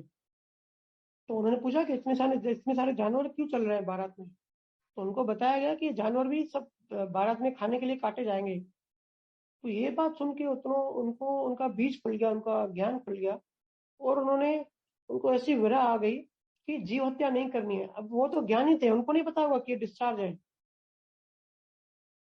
तो उनको इतनी विरह आ गई, उन्होंने फिर बोला मुझे अभी शादी नहीं करनी जिसके लिए ये जीव हत्या होगी, क्योंकि अहिंसा परमो धर्मा। ये बहुत बड़ी बात है, बहुत बड़ी स्टेटमेंट है कि अहिंसा, अहिंसक होनी चाहिए, हिंसक नहीं होनी चाहिए। तो जब हम नॉनवेज को जब एंजॉय करते हैं, तो हम एक्चुअली में क्या कर रहे हैं, एक्सेप्ट कर रहे हैं, स्वीकार कर रहे हैं। हम अंदर में हम हिंसा के कर्म चार्ज कर रहे हैं, सॉरी हिंसा के कर्म चार्ज कर रहे हैं, हम हिंसक हो रहे हैं। ठीक है, तो हमारी जो अगली जो गति है, जो नेक्स्ट गति है, वो फिर हम भी जानवर ही बनेंगे। हिंसक प्रवृत्ति तो शेर शेर चीते की हिंसक प्रवृत्ति होती है। तो सिद्धांत को भी सही तरीके से समझना चाहिए, बहुत गहराई से, और सही तरीके से अप्लाई करना चाहिए, तभी हम आगे बढ़ेंगे। नहीं तो हम भ्रम में रह जाते हैं। और हमारा मन है ना, मन इतना स्मार्ट होता है कि अपने हिसाब से चीजें कैसे मोल्ड करता है, वो हमको पता भी नहीं पड़ता, वो मोल्ड कर देता है। जैसे वो मूवी थी ना, कहते हैं कि बुद्ध ने कहा है कि अगर एक गाल पे कोई थप्पड़ मारे तो दूसरा गाल पे आगे कर दो। तो फिर वो दूसरा गाल पे आगे करता है, फिर बोलता है दूसरी बार थप्पड़ मारने के बाद क्या करना है उसके बारे में तो बुद्ध ने बताया ही नहीं। फिर वो धुलाई चालू कर देता है कि बुद्ध ने सिर्फ इतना ही बताया है कि जब कोई एक गाल पे थप्पड़ मारे तो दूसरा गाल आगे कर दो। तो इसके पीछे सिद्धांत बुद्ध का ये है कि भाई हिंसा मत करो, स्वीकार करो, बिल्कुल आप रिलैक्स रहो, मूवमेंट मत करो, कम सोचो, कम बोलो, बाहर की बॉडी को कम हिलाओ, मन को कम हिलाओ, तभी अंदर में सब कम हिलेगा। और अंदर में कम मिलेगा तभी नेक्स्ट जन्म में हमारी प्रवृत्ति, हमारी पर्सनैलिटी वैसे बनेगी। बुद्ध का ये ज्ञान है, पूरा कॉन्सेप्ट है कि अहिंसा में रहो, हिंसा मत करो। किसी भी तरीके की हिंसा, अगर सामने वाला अज्ञानी हिंसा कर रहा है तो हमको उसमें शामिल नहीं होना है, हमको सपोर्ट नहीं करनी है, हमको बस ठहर जाना है। अपने आप चीजें खत्म हो जाती है, जैसे डिस्चार्ज खत्म हो जाएगा, कर्म एक्सपायर हो जाएगा और निकल जाएगा। लेकिन जो बुद्ध के जो कट्टरपंथी जो फॉलोअर है, जिन्होंने बुद्ध की साइंस नहीं समझी, कॉन्सेप्ट नहीं समझा, उनको बस उन्होंने यही पकड़ लिया कि एक गाल पे थप्पड़ मारना है, दूसरा गाल आगे करना है, और दूसरे पे थप्पड़ मारे फिर तो धुलाई करनी है भाई। फिर उसके बाद बुद्ध ने नहीं बताया क्या करना है। तो ये भी डिस्चार्ज का सिद्धांत है ना। जैसे आपने आदतों का पूछा, तो हमको अभी समझ है, डिस्चार्ज बुद्धि दी हुई है कुदरत ने, और गुरु हमारे साथ है। तो जो भी आदतें, जो भी चीजें हमको मोक्ष राह में, मुक्ति की राह में हमको डिस्टर्ब कर रही हैं, ठीक है, इसमें ये सब कुछ आ गया। लोभ मोह माया अहंकार, ड्रिंक करना, टाइम वेस्ट करना, गॉसिपिंग करना, पंचायत करना, ठीक है, स्मोकिंग करना, ये सब भी जितने भी चीजें हैं ना, ये अगर हम कर रहे हैं तो हमारा डिस्चार्ज है। ये बात बिल्कुल सही है, इसमें दो राय नहीं है। लेकिन अंदर से इन चीजों को स्वीकार नहीं करना चाहिए। अंदर से गुरु से, कुदरत से माफी मांगनी चाहिए और ऐसी रिक्वेस्ट करनी चाहिए कि जो भी चीज मेरे मोक्ष की राह में बाधक है, मेरी अज्ञान मिटने में बाधक है, ऐसे संजोग मुझे अगले जन्म में ना मिले। तो क्या होगा, बाहर का खत्म हो जाएगा और अंदर का आपने चार्ज नहीं किया, तो फिर ये जो सिलसिला ये कट जाएगा, हम जो है इससे आजाद हो जाएंगे। तो आपका सवाल एक्चुअली क्या था वो मैं समझ गया, मैंने उसके हिसाब से बताया कि है तो सब डिस्चार्ज ही, लेकिन जिस तरीके की गंदी आदतें हमको, जो भी जिसको हम गंदा कहते हैं, जो हमारी हमारी मोक्ष में हमको आगे नहीं बढ़ाता, हमारा ज्ञान की परतें नहीं मिटाता, उल्टा और हमें बेहोश करते हैं, तो ऐसी आदतों की हमको रिक्वेस्ट करनी चाहिए, हर पल अंदर में स्वीकार नहीं करना चाहिए। ठीक है ना। मेरा एक फ्रेंड है, वो फ्रेंड है, वो एक मेरा फ्रेंड था, वो वेस्ट इंडीज गया है। तो वेस्ट इंडीज पे समुद्र के चारों तरफ ये है, पानी होता है, ठीक है, और नॉनवेज उधर बहुत सस्ता मिलता है, वेज बहुत महंगा मिलता है। मतलब अगर नॉनवेज जो फिश होती है, सी फूड, वो 50 रुपए का मिलता है, तो वेज 500 रुपए का मिलता है। या तो शॉर्टेज होती है, मिलता भी नहीं है। तो वो मुझे यहाँ से, हम जब भी मेरे ऑफिस में था तो हम भक्ति की बातें करते थे, और ये सब नॉनवेज खाना उसने बंद कर दिया। तो जब वेस्ट इंडीज गया तो वहां से फोन किया कि भाई यहाँ तो नॉनवेज खाना ही पड़ेगा, मेरी इच्छा नहीं है लेकिन खाना पड़ेगा, क्योंकि वेज है ही नहीं, और नहीं खाएंगे तो मर जाएंगे। तो मैंने उससे कहा, भाई जितना हो सके तो बिस्किट वगैरह खा, वेज खाने की कोशिश कर। उन मासूम जीवों को देख कि तेरे अंदर भाव होना चाहिए कि किसी भी तरह की, एक भी तू फिश खाएगा तो वो भी एक हिंसा बड़ी, एक भी इंसान नहीं हो, ये सब भाव रख। जितने दिन सहज चल सकता है उतने दिन चल, बाकी कुदरत की मर्जी, अगर खाना होगा लिखा होगा तो करेगा ही, लेकिन तू अंदर से स्वीकार मत कर। जितना हो सके नटाने की कोशिश कर। देखो हमको डिस्चार्ज बुद्धि है, हमको पता है, विवेक है, क्या सही है क्या गलत है, कौन सी चीज हमको कहाँ ले जाएगी, हमको पता होता है। हम सब डिस्चार्ज की बातें करते हैं, लेकिन जब हम गाड़ी चलाते हैं तो आंखें बंद करके थोड़ी चलाते हैं। तब तो हमारी डिस्चार्ज बुद्धि हमको बोलती है ना कि भाई आंखें चालू करके, जो भी टकराव आता है या रोड पे ब्रेकर होता है या खड्डा होता है तो हम गाड़ी बचाते हैं ना। डिस्चार्ज बुद्धि से गाड़ी चलाते हैं, उसके बाद भी एक्सीडेंट लिखा होता है तो एक्सीडेंट हो ही जाता है। तो ज्ञान ये है कि अगर सब कुछ संभालने के, अलर्ट रहने के बाद भी एक्सीडेंट हो गया तो ज्ञान कहता है कि एक्सीडेंट होना ही था। लेकिन हमको हमारी डिस्चार्ज बुद्धि से जितना हो सके हमको अलर्ट रहना है, जो बेस्ट पॉसिबल है वो तो हमको करना ही है। तो जो आपकी आदतों के बारे में सवाल है ना, आपका सवाल ये है कि फिर तो जो आदतें, तो सब किसी गलती नहीं है, और बिंदास सबको लाइसेंस मिल जाता है, जो क्रॉस अफेयर रखते हैं या जो बहुत ज्यादा ड्रिंक करते हैं और बेहोश रहते हैं, इन चीजों में उलझे हुए होते हैं। तो आपका सवाल ये है कि फिर वो सब क्या सही हो जाएगा, आप लाइसेंस दे रहे हो, तो कोई भी चीज वो सब सही नहीं हो जाएगी। जो भी चीज मोक्ष के मार्ग में हमको बाधक है, हमको जो चीज मुक्त नहीं करे, जो ज्यादा बांध रही है, आदित्य मतलब क्या, बंधन हुआ ना। तो जो भी चीज हमको बांध रही है, वो अगर हम नहीं कर सकते कंट्रोल, डिस्चार्ज बुद्धि से कोशिश करनी चाहिए कि वो हम ना करें, उसके बाद भी नहीं हो रहा है कंट्रोल, तो बस कुदरत से माफी मांगे, गुरु से रिक्वेस्ट करें कि ऐसा हमको नेक्स्ट जन्म में ऐसा नहीं होना चाहिए। ठीक है अमर। जब जब मैं स्वीकार किया कर्म बन गया, ऐसा हुआ, और गिल्टी फील हुआ तो कभी भी। सिग्नेचर किया, कर्ता भाव से किया, मालिकपन से किया तो भाव चालू होगा। जी जी। जी नेक्स्ट। जी नेक्स्ट साहिल माता। साहिल भाई।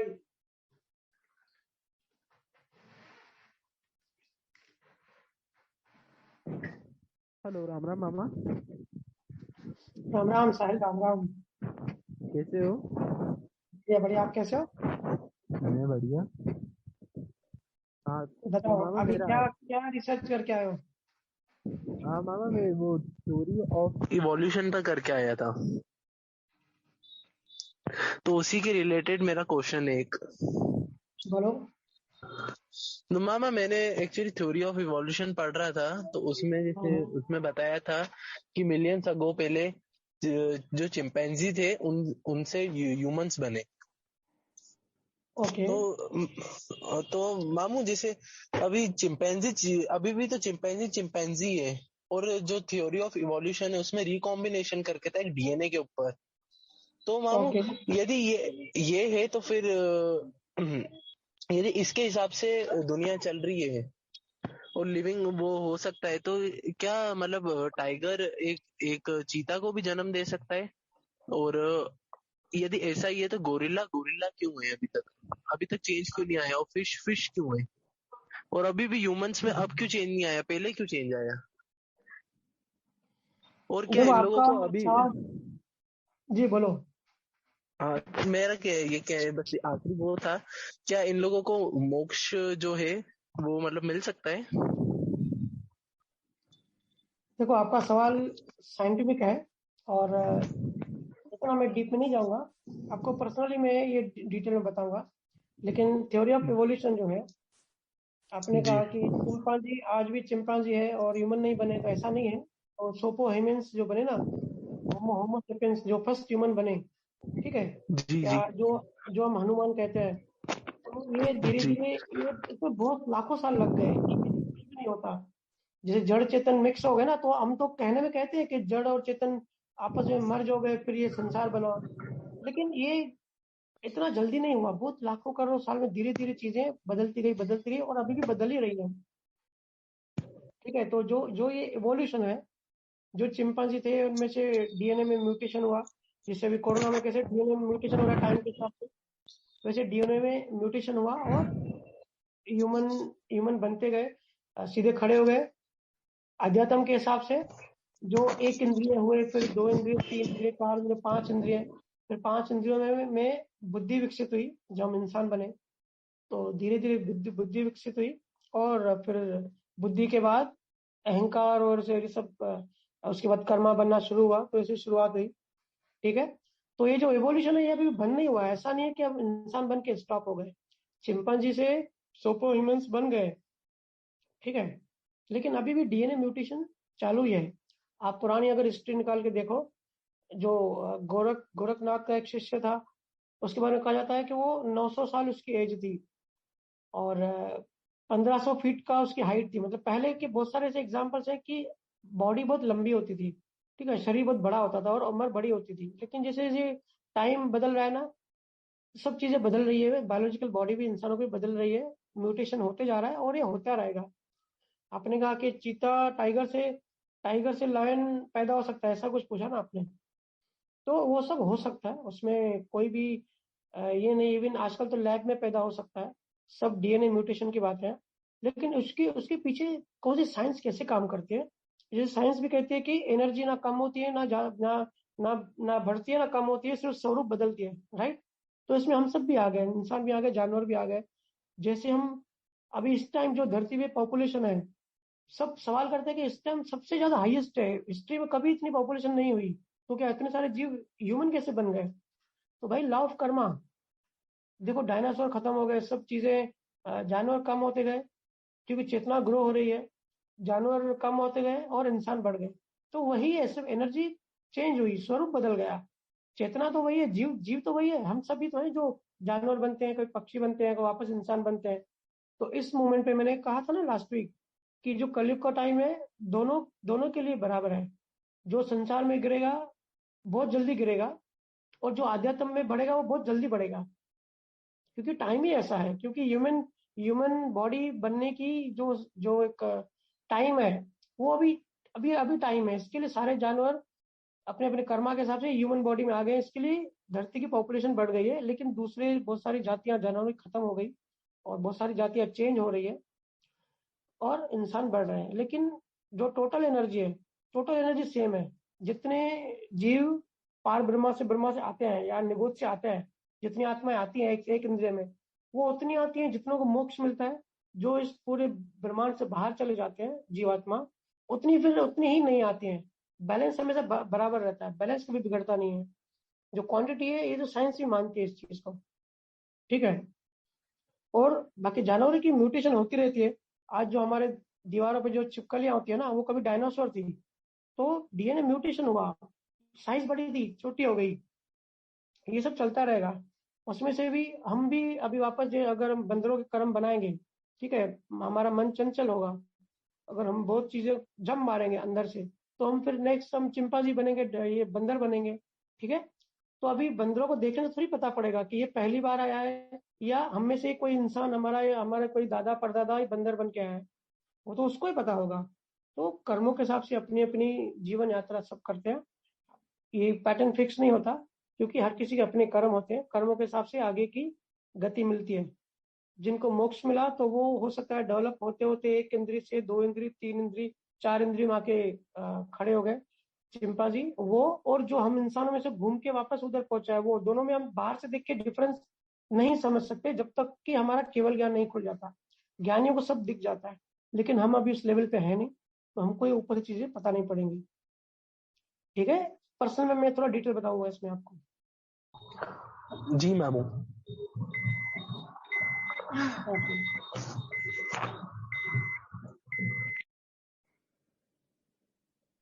नेक्स्ट।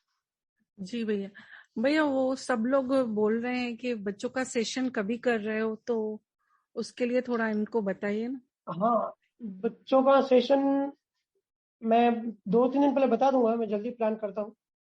अच्छा। कुछ मेरी चीजें पेंडिंग है, वो जब खत्म हो जाएगी फ्री हो जाऊंगा। तो और बच्चों का सेशन फुर्सत में करना, मुझे पता है बहुत सारे बच्चे बात करना चाहते हैं, बहुत सारे बच्चों के सवाल बहुत सारे हैं, और मुझे जी बड़ी खुशी होती है। बच्चों की जो इंटरेस्ट है ना अध्यात्म में, मुझे देख के बड़ी खुशी होती है।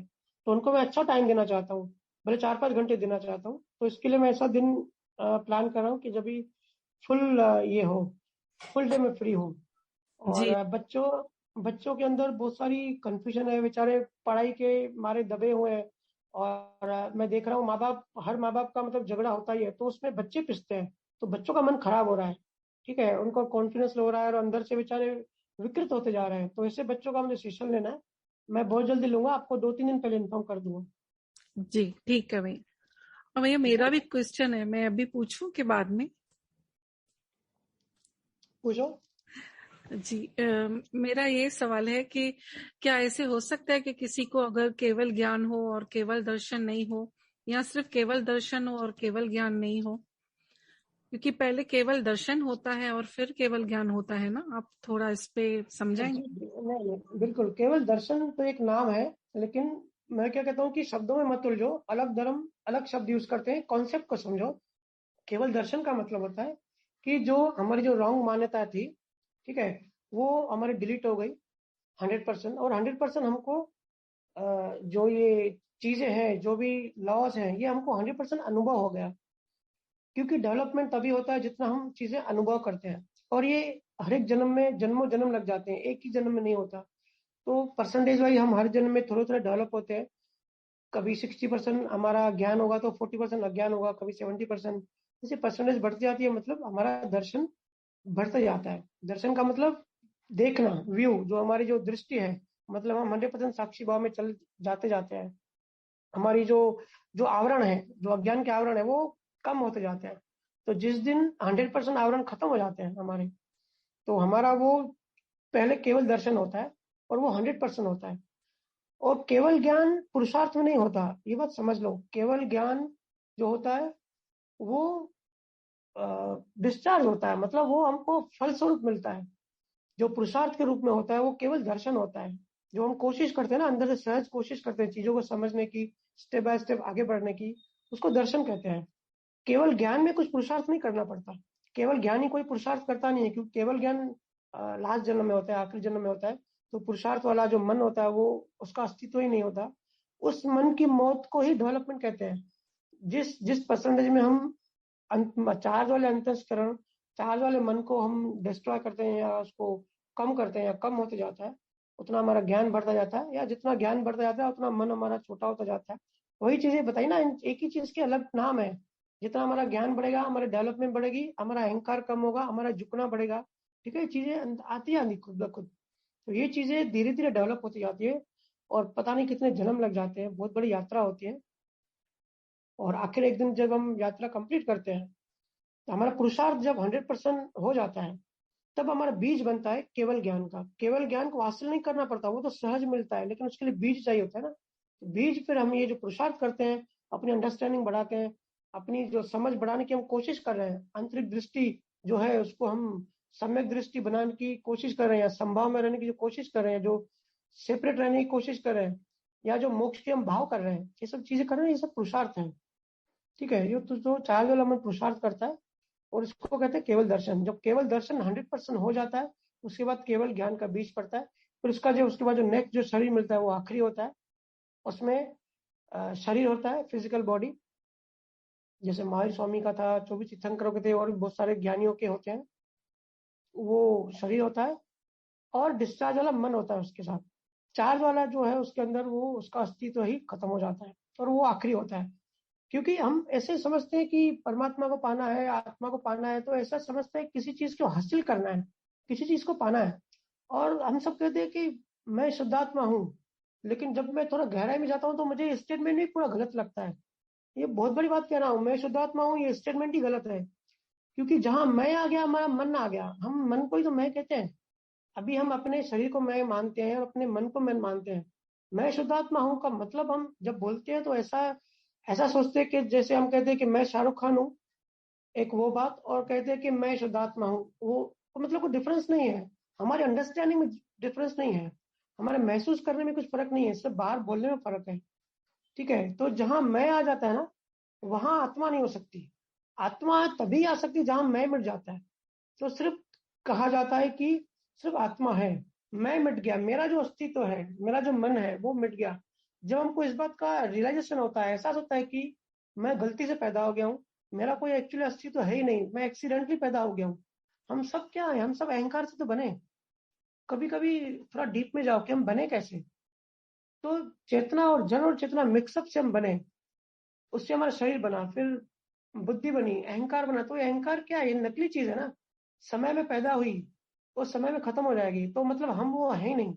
जब इस चीज का जब एहसास होता है, तो ऐसा नहीं होता कि मैं शुद्ध आत्मा हूँ, फिर जहां मैं आ गया, फिर वहां हमारा अहंकार आ गया।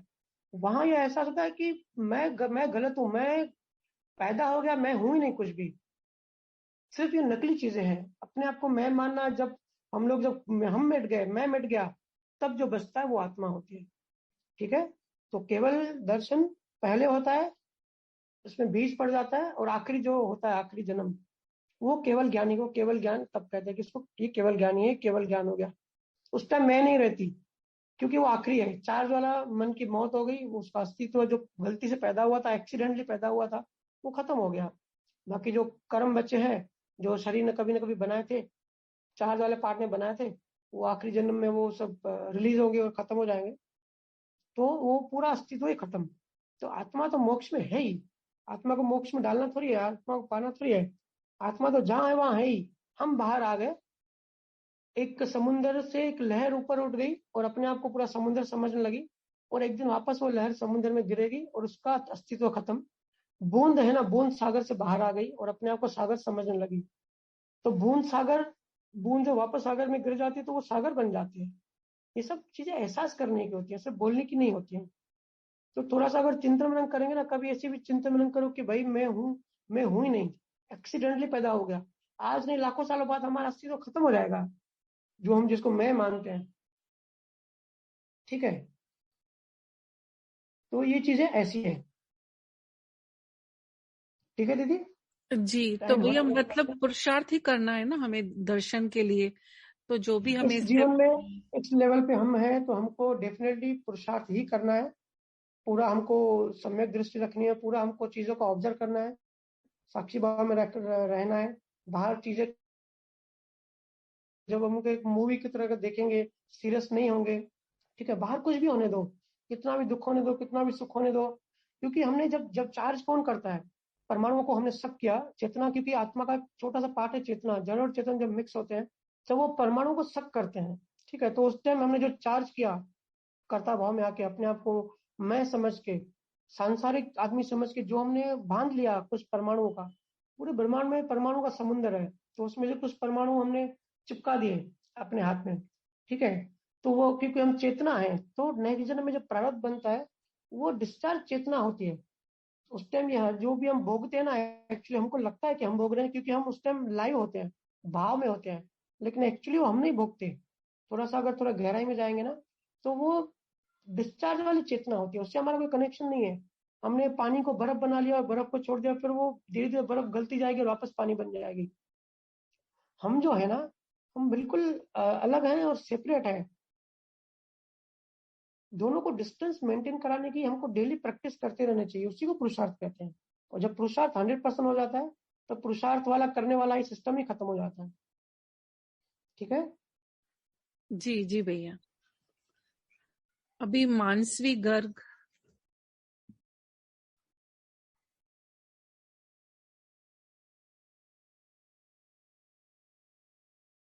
मानसी गर्ग बीनू दी है शायद। राम राम भैया। राम राम राम राम। मेरा क्वेश्चन है कि सेल्फ सफिशिएंसी कैसे अचीव कर सकते हैं? Self sufficiency. यप। हेलो। हाँ भैया ये मेरी डॉटर है बीनू गर्ग की, हाँ मनस्वी। हाँ, वो मैं समझा, पर सेल्फ सफिशिएंसी आप किस कॉन्टेक्स्ट से पूछ रहे हैं? मतलब ऐसे खुद में कैसे खुश रह सकते बिना किसी के ओपिनियन को लिए? देखो, हमको अपनी अंडरस्टैंडिंग बढ़ानी पड़ती है हर चीज के लिए। आप पढ़ाई करते हो तो आप खुद भी देखते हो ना, जब तक हम किसी चीज हमारी समझ में नहीं आती है, तब तक हम कंफ्यूजन की स्थिति में रहते हैं। हमको डर लगता है जब कोई बच्चा एग्जाम में बैठता है ना, तो उसको डरता वही है जिसको पता नहीं होता है। लेकिन जो अच्छे से पढ़ाई करके है, जिसको हर चीज पता है, अंडरस्टैंडिंग है, तो उसके अंदर डर नहीं होता, उल्टा उसके अंदर कॉन्फिडेंस होता है दूसरों को हेल्प करने का। तो वैसे ही ज्ञान में भी होता है।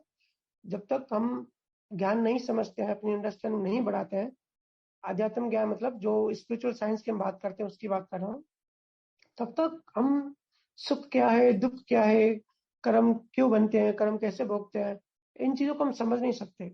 और जब तक इन चीजों को नहीं समझेगा, इन चीजों से बाहर नहीं उठ सकते, इन चीजों के ऊपर नहीं आ सकते। ठीक है, तो स्टेप बाय स्टेप हमको चीजें समझनी पड़ती है।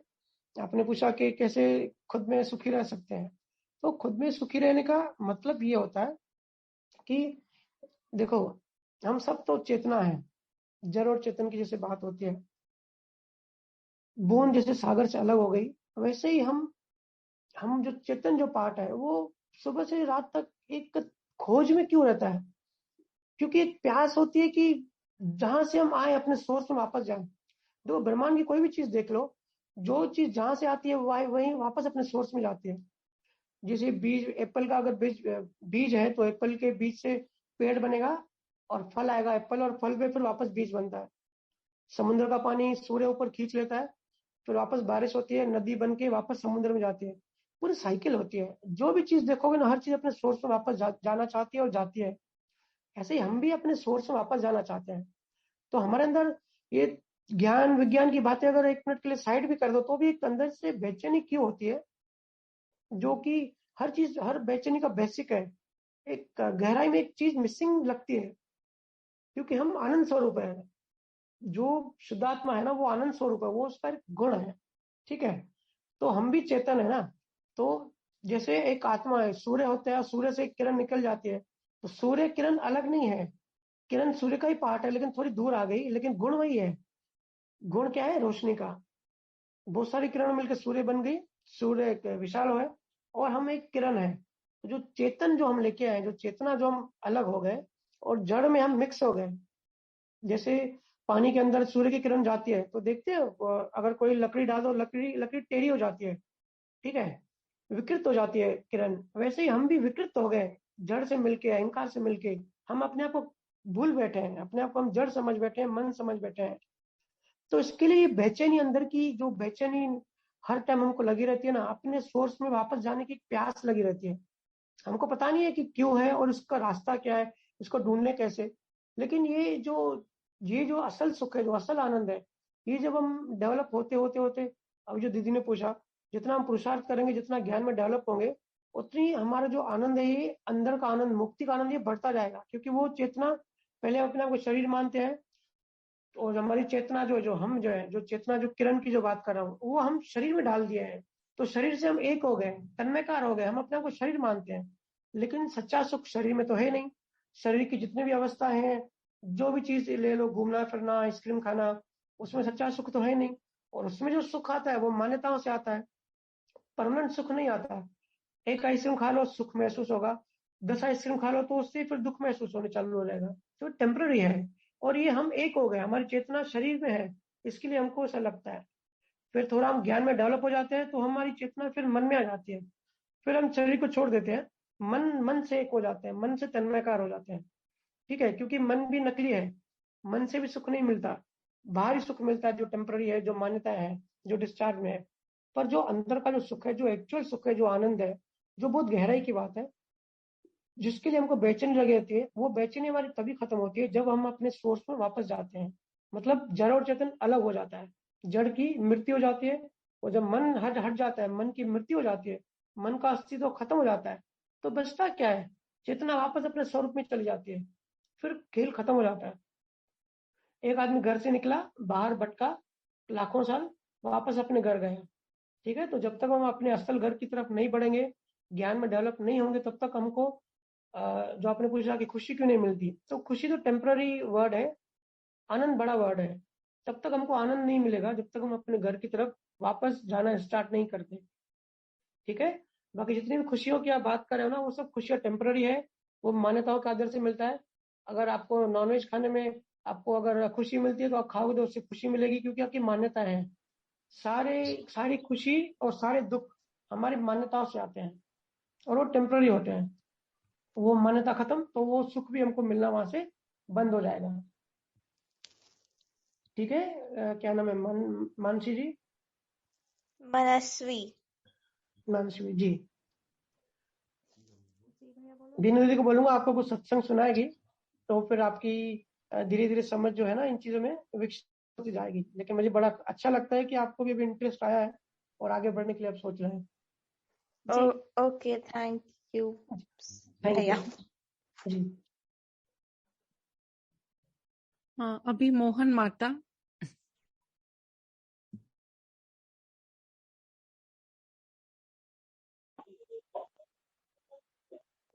राम राम भैया। राम राम राम राम। मेरा सवाल है भैया ज्ञान के ऊपर। जी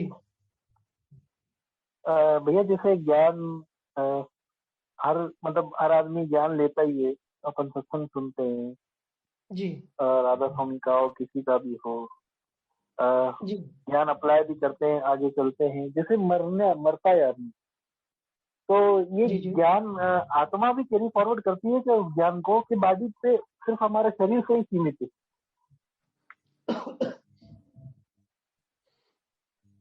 देखिए, आत्मा कैरी फॉरवर्ड नहीं होती। ऐसे भाषा में बोला जाता है कि आत्मा ने नया जन्म लिया, एक आत्मा ने शरीर छोड़ा, दूसरा जन्म लिया। तो टेक्निकली ऐसा नहीं होता। आत्मा तो आत्मा होती है, वो जहाँ है वहीं होती है। मन जन्म लेता है, मन शरीर बदलता है। ठीक है, तो कैरी फॉरवर्ड भी मन ही होता है। आत्मा सिर्फ अटैच होती है उस मन से। हमारा मन, प्राण जो बोलते हैं ना, जब कोई शरीर छोड़ता है तो पहले प्राण निकलते हैं। ठीक है, जब ये डाइऑक्साइड होता है, कार्बन डाइऑक्साइड जब बनता है, तो सारे प्राण निकल जाते हैं। तो ये जो हमारा जो डिस्चार्ज वाला मन है, वो भी आखिरी श्वास में खत्म हो जाता है। लेकिन जो चार्ज वाला जो मन है, और उसमें जितने हमने कॉजेस बनाए, जितने कर्मा बनाए, वो जो कर्म होते हैं, उस कर्म में आपने अभी इस जन्म में जितनी डेवलपमेंट करी होगी, वो डेवलपमेंट कैरी फॉरवर्ड होगा।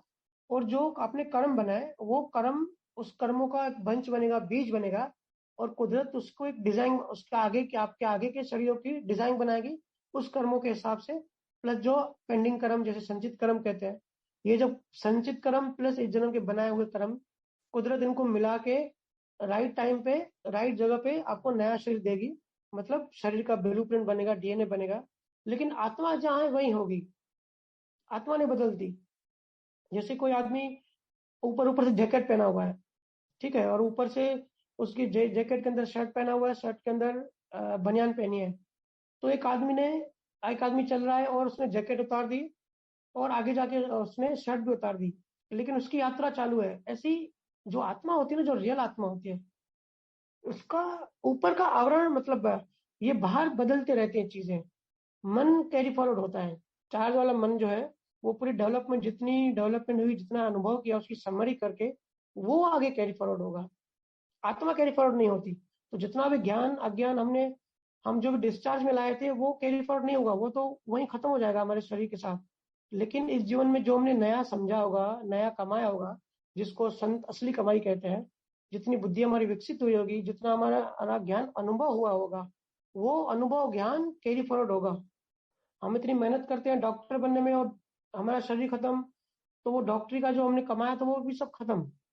लेकिन हमने अंदर में क्या सीखा, जैसे अभी हम सत्संग सुन रहे हैं, ठीक है, तो सत्संग में से हमने सार क्या लिया? ये तो डिस्चार्ज का पार्ट है, सत्संग करना और सुनना, लेकिन इसमें हमने क्या समझा, इस पे हमने कितना फिर दुनिया में अप्लाई किया।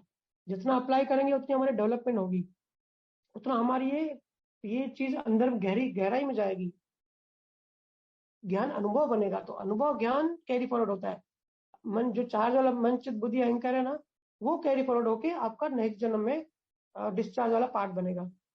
ठीक है, ऐसे हर जन्म जन्म हम थोड़ा डेवलप होते हैं, फिर पूरा चक्कर मार के आते हैं, हम जानवर बनते हैं, जो भी बनते हैं अपने अपने कर्मों के हिसाब से। फिर जब इंसान बनते हैं, फिर ये सब चीजें डिस्चार्ज में आती है। फिर इस इंसानी जीवन में हम जितना नया कमाते हैं, जितना नए कर्म बनाते हैं, फिर इसका फिर आगे का जीवन बनता है। ऐसे अगर हम ज्ञान की प्रैक्टिस करेंगे तो ज्ञान अनुभव होगा, तो ज्ञान कैरी फॉरवर्ड होगा। अगर हम अज्ञान की प्रैक्टिस करेंगे तो अज्ञान कैरी फॉरवर्ड होगा, और नेक्स्ट जन्म में हम और बड़े अहंकारी और बड़े अज्ञानी बन के आएंगे।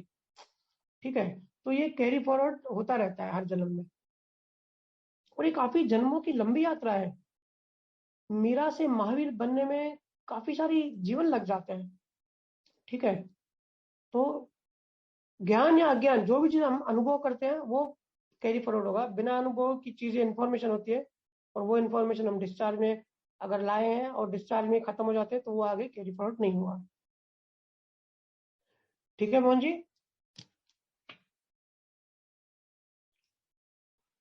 जी भैया, जी भैया। ओके भैया, राम राम। आखिरी सवाल लेंगे अभी। जी भैया, लवीना लीलानी।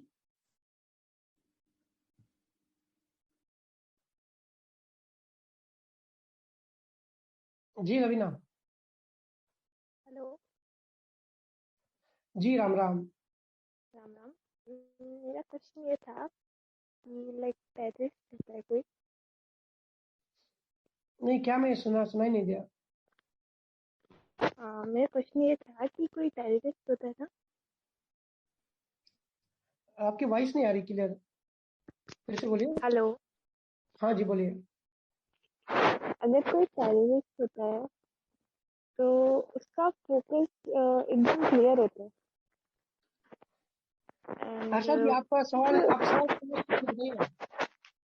जी जी, लवीना जी, आप हेडफोन है ना, शायद वो आप निकाल के ऐसे ही बात कीजिए ना, आवाज क्लियर नहीं है आपकी।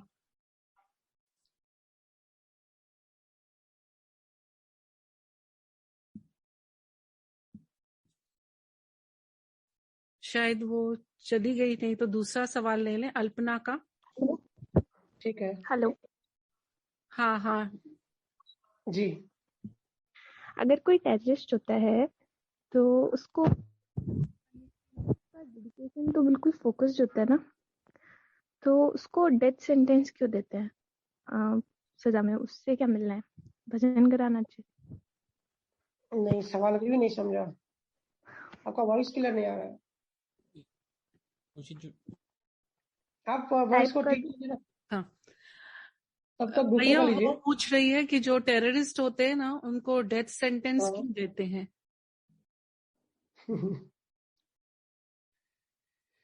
जो टेररिस्ट बनता है वो भी उनकी प्रकृति में होता है, प्रारब्ध कर्म होता है, और जो उनको डेथ सेंटेंस मिलती है वो भी उनका प्रारब्ध कर्म का पार्ट होता है। उनकी लाइफ ऐसे ही डिजाइन की होती है, क्योंकि उनकी मान्यताओं के हिसाब से उन्होंने पिछले जन्मों में ऐसी हिंसा के भाव किए थे।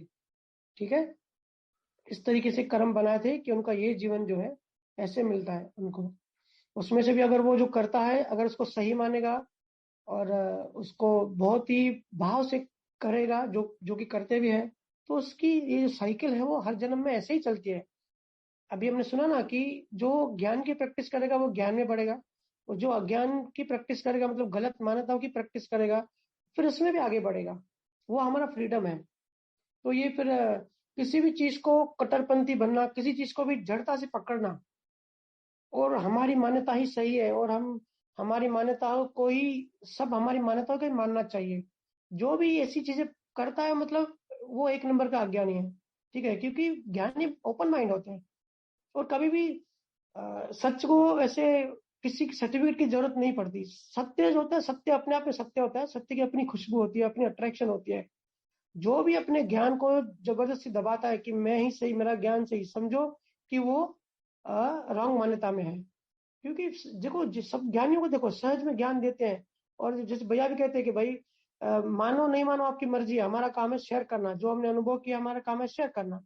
बाकी समझना ना समझना वो आप अपने ओपन माइंड होके अपनी बुद्धि से समझें। तो जो भी कोई भी धार्मिक इंसान किसी भी धर्म को ऐसे जबरदस्ती जड़ से पकड़ता है बिना उसकी साइंस समझे, और उसमें हिंसा का कर्म चार्ज करता है, तो वो फिर टेररिस्ट बनेगा, और टेररिस्ट बनेगा तो उसकी जो सजा है, और जो भी डिस्चार्ज में होगा वो उसको लिखा ही होगा। बहुत सारे टेररिस्ट को सजा नहीं भी मिलती है, तो वो उनका वैसा लिखा होता है। ठीक है लवीना जी?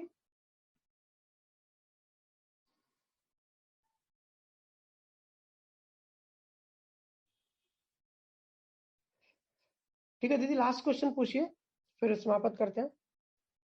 जी, अभी अल्पना तुलसियानी।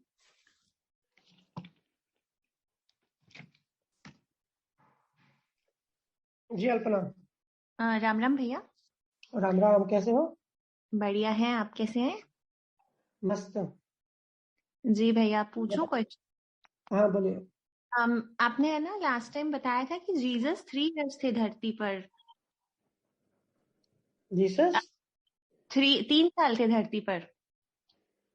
नहीं नहीं, जीसस 3 साल धरती पे नहीं थे। जीसस ने जो ज्ञान दिया, वो जो बाइबल में जो हिस्ट्री लिखी है, वो जी। सिर्फ 3 साल की है। मतलब उन्होंने ज्ञान कहीं से भी समझा, तो जब उन्होंने ज्ञान शेयर करना शुरू किया अपना, वो उनकी उम्र थी 30 से 33 तक। सिर्फ 3 साल उन्होंने दुनिया को ज्ञान दिया। अच्छा अच्छा, ओके ठीक है, मैंने फिर गलत समझा था, तो मेरा क्वेश्चन क्लियर हो गया। उनके बारे में कहा जाता है कि उन्होंने 3 साल जब ज्ञान दिया, ठीक है, फिर यहाँ वहाँ के जो जो उस टाइम के जो यहूदी थे, उन्होंने उनको बोला कि उनका जो बाइबल था कि तेरा जो ज्ञान है वो बाइबल के अगेंस्ट में है। ठीक है, तो उसको फिर सजा दी। तो वो बोला कि भाई भले अगेंस्ट में है, लेकिन जो सत्य है तो मुझे तो सत्य सत्य की तरह ही कहना है। सारे ज्ञानी ऐसे ही कहते हैं कि जो सत्य है वो तो कहना ही पड़ेगा।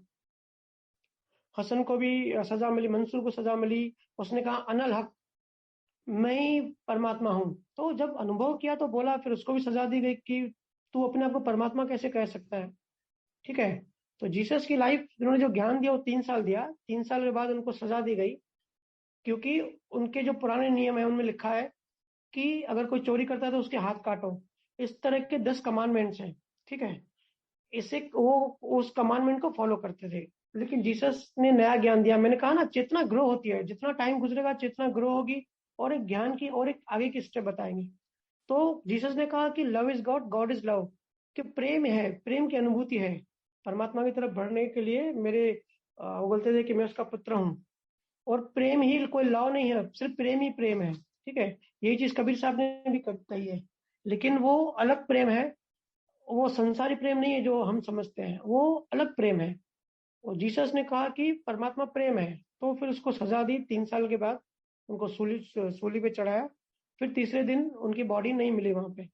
ठीक है, तो उन्होंने जो ज्ञान दिया उसकी उम्र 3 साल है, ज्ञान की उम्र। उसके बाद उनकी कोई हिस्ट्री नहीं है। ठीक है,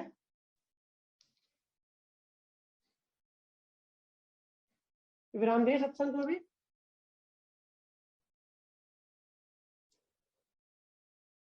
बहुत सारे राम राम राम राम राम भैया, मैं पूजा। भैया 15 मिनट्स रिक्वेस्ट है ना सभी की। पहली बात तो रिक्वेस्ट है कि 1.5 आवर बहुत कम हो रहा है, तो आप प्लीज इसको थोड़ा सा बढ़ाएं टाइम को, क्योंकि काफी जीवों के क्वेश्चन रह जाते हैं। फिर सबको ऐसा लगता है इसका बोल दिया, इसका नहीं बोला, तो वो भी एक प्रॉब्लम हो जाती है। और अभी यदि आपके लिए पॉसिबल हो तो 10 मिनट्स बढ़ाएं, 1-2 जीवों के क्वेश्चन ले लें तो बहुत अच्छा होगा। ठीक है, एक आखिरी सवाल लेते हैं और टाइम बढ़ाने के बारे में थोड़ा विचार करेंगे। जी भैया, प्लीज वो क्योंकि बढ़ाइएगा। एक गुड़िया है, वो नियति का भी ले लीजिए, और बीनू दीदी, इन लोग अभी नेक्स्ट बीनू दीदी आप बोलिए, देन नियति आप रेडी रहो।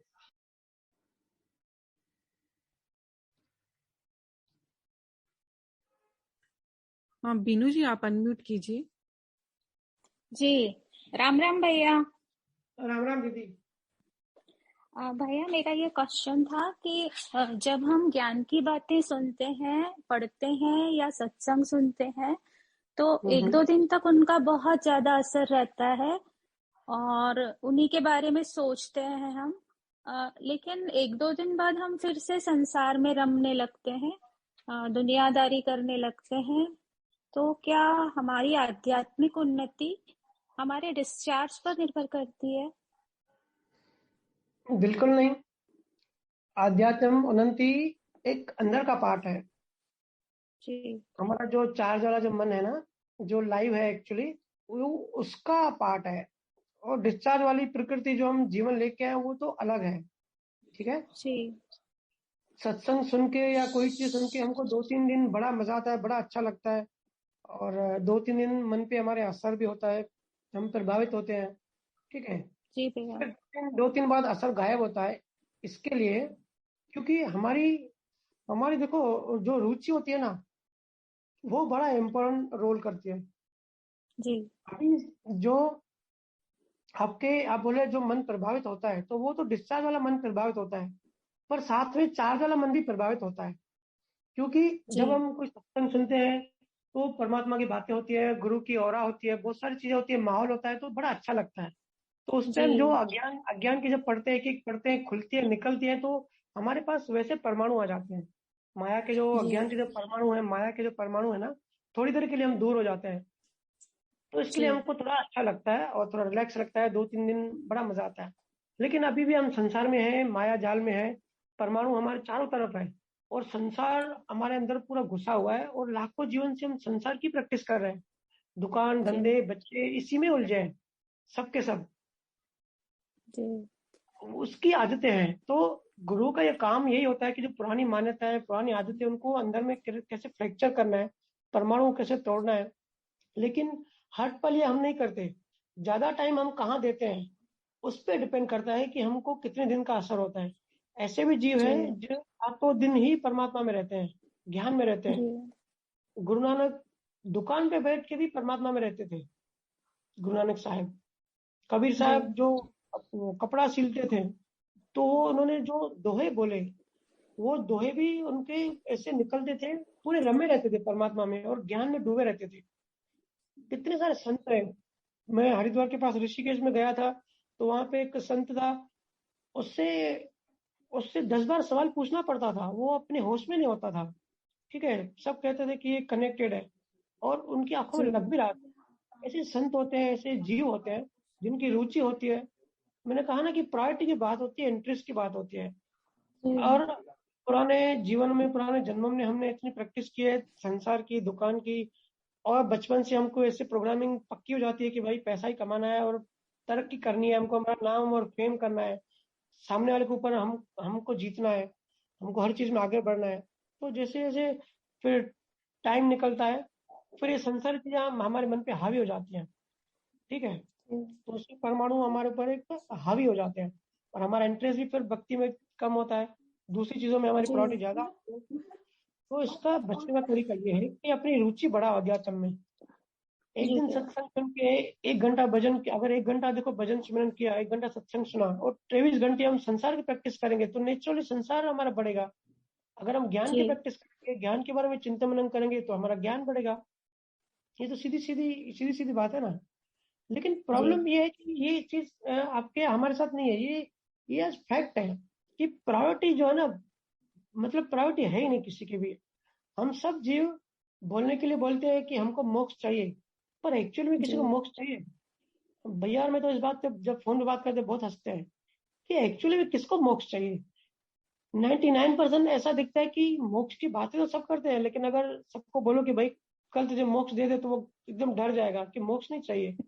मोक्ष के बहाने हर किसी को संसार की ही इच्छाएं होती है कि संसार चाहिए, हमारा संसार ठीक हो।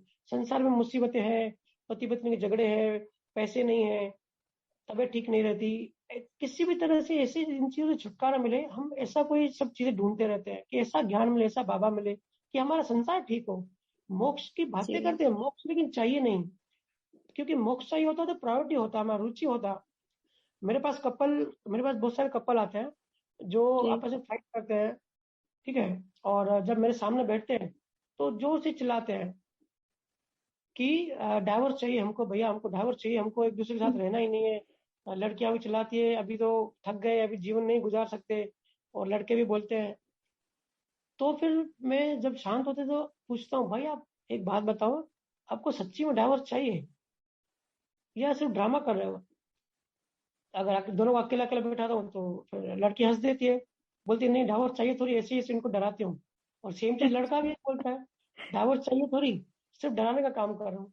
तो हमारा मोक्ष भी ऐसे ही है, मोक्ष चाहिए थोड़ी, सब हम बोलते हैं।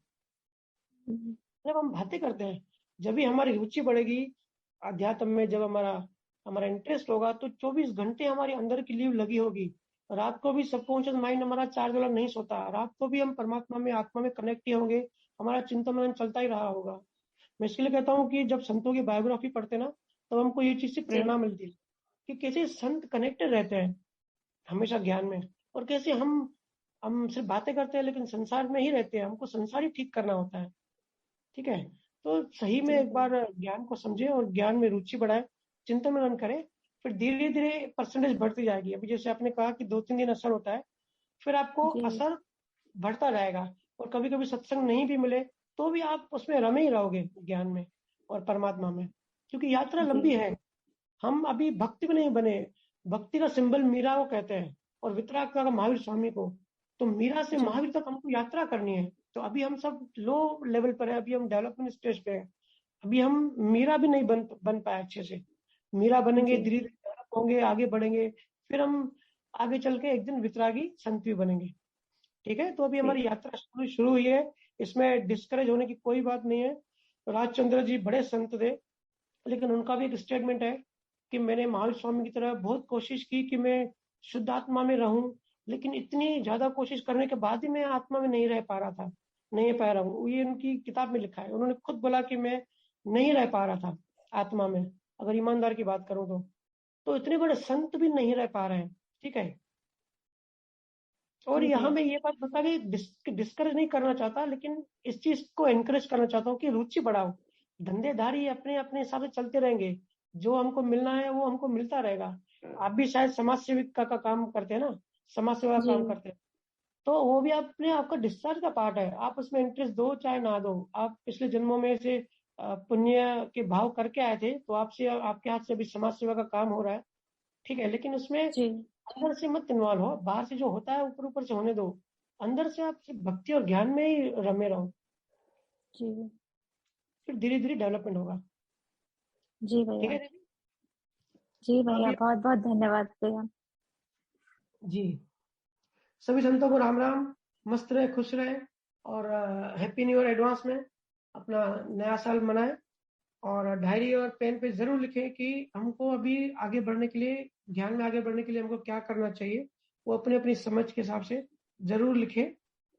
ठीक है, अभी हम मिलते हैं नेक्स्ट ईयर। जी भैया, सबको धन्यवाद। राम राम। राम राम भैया। धन्यवाद भैया जी। राम राम। राम राम भैया।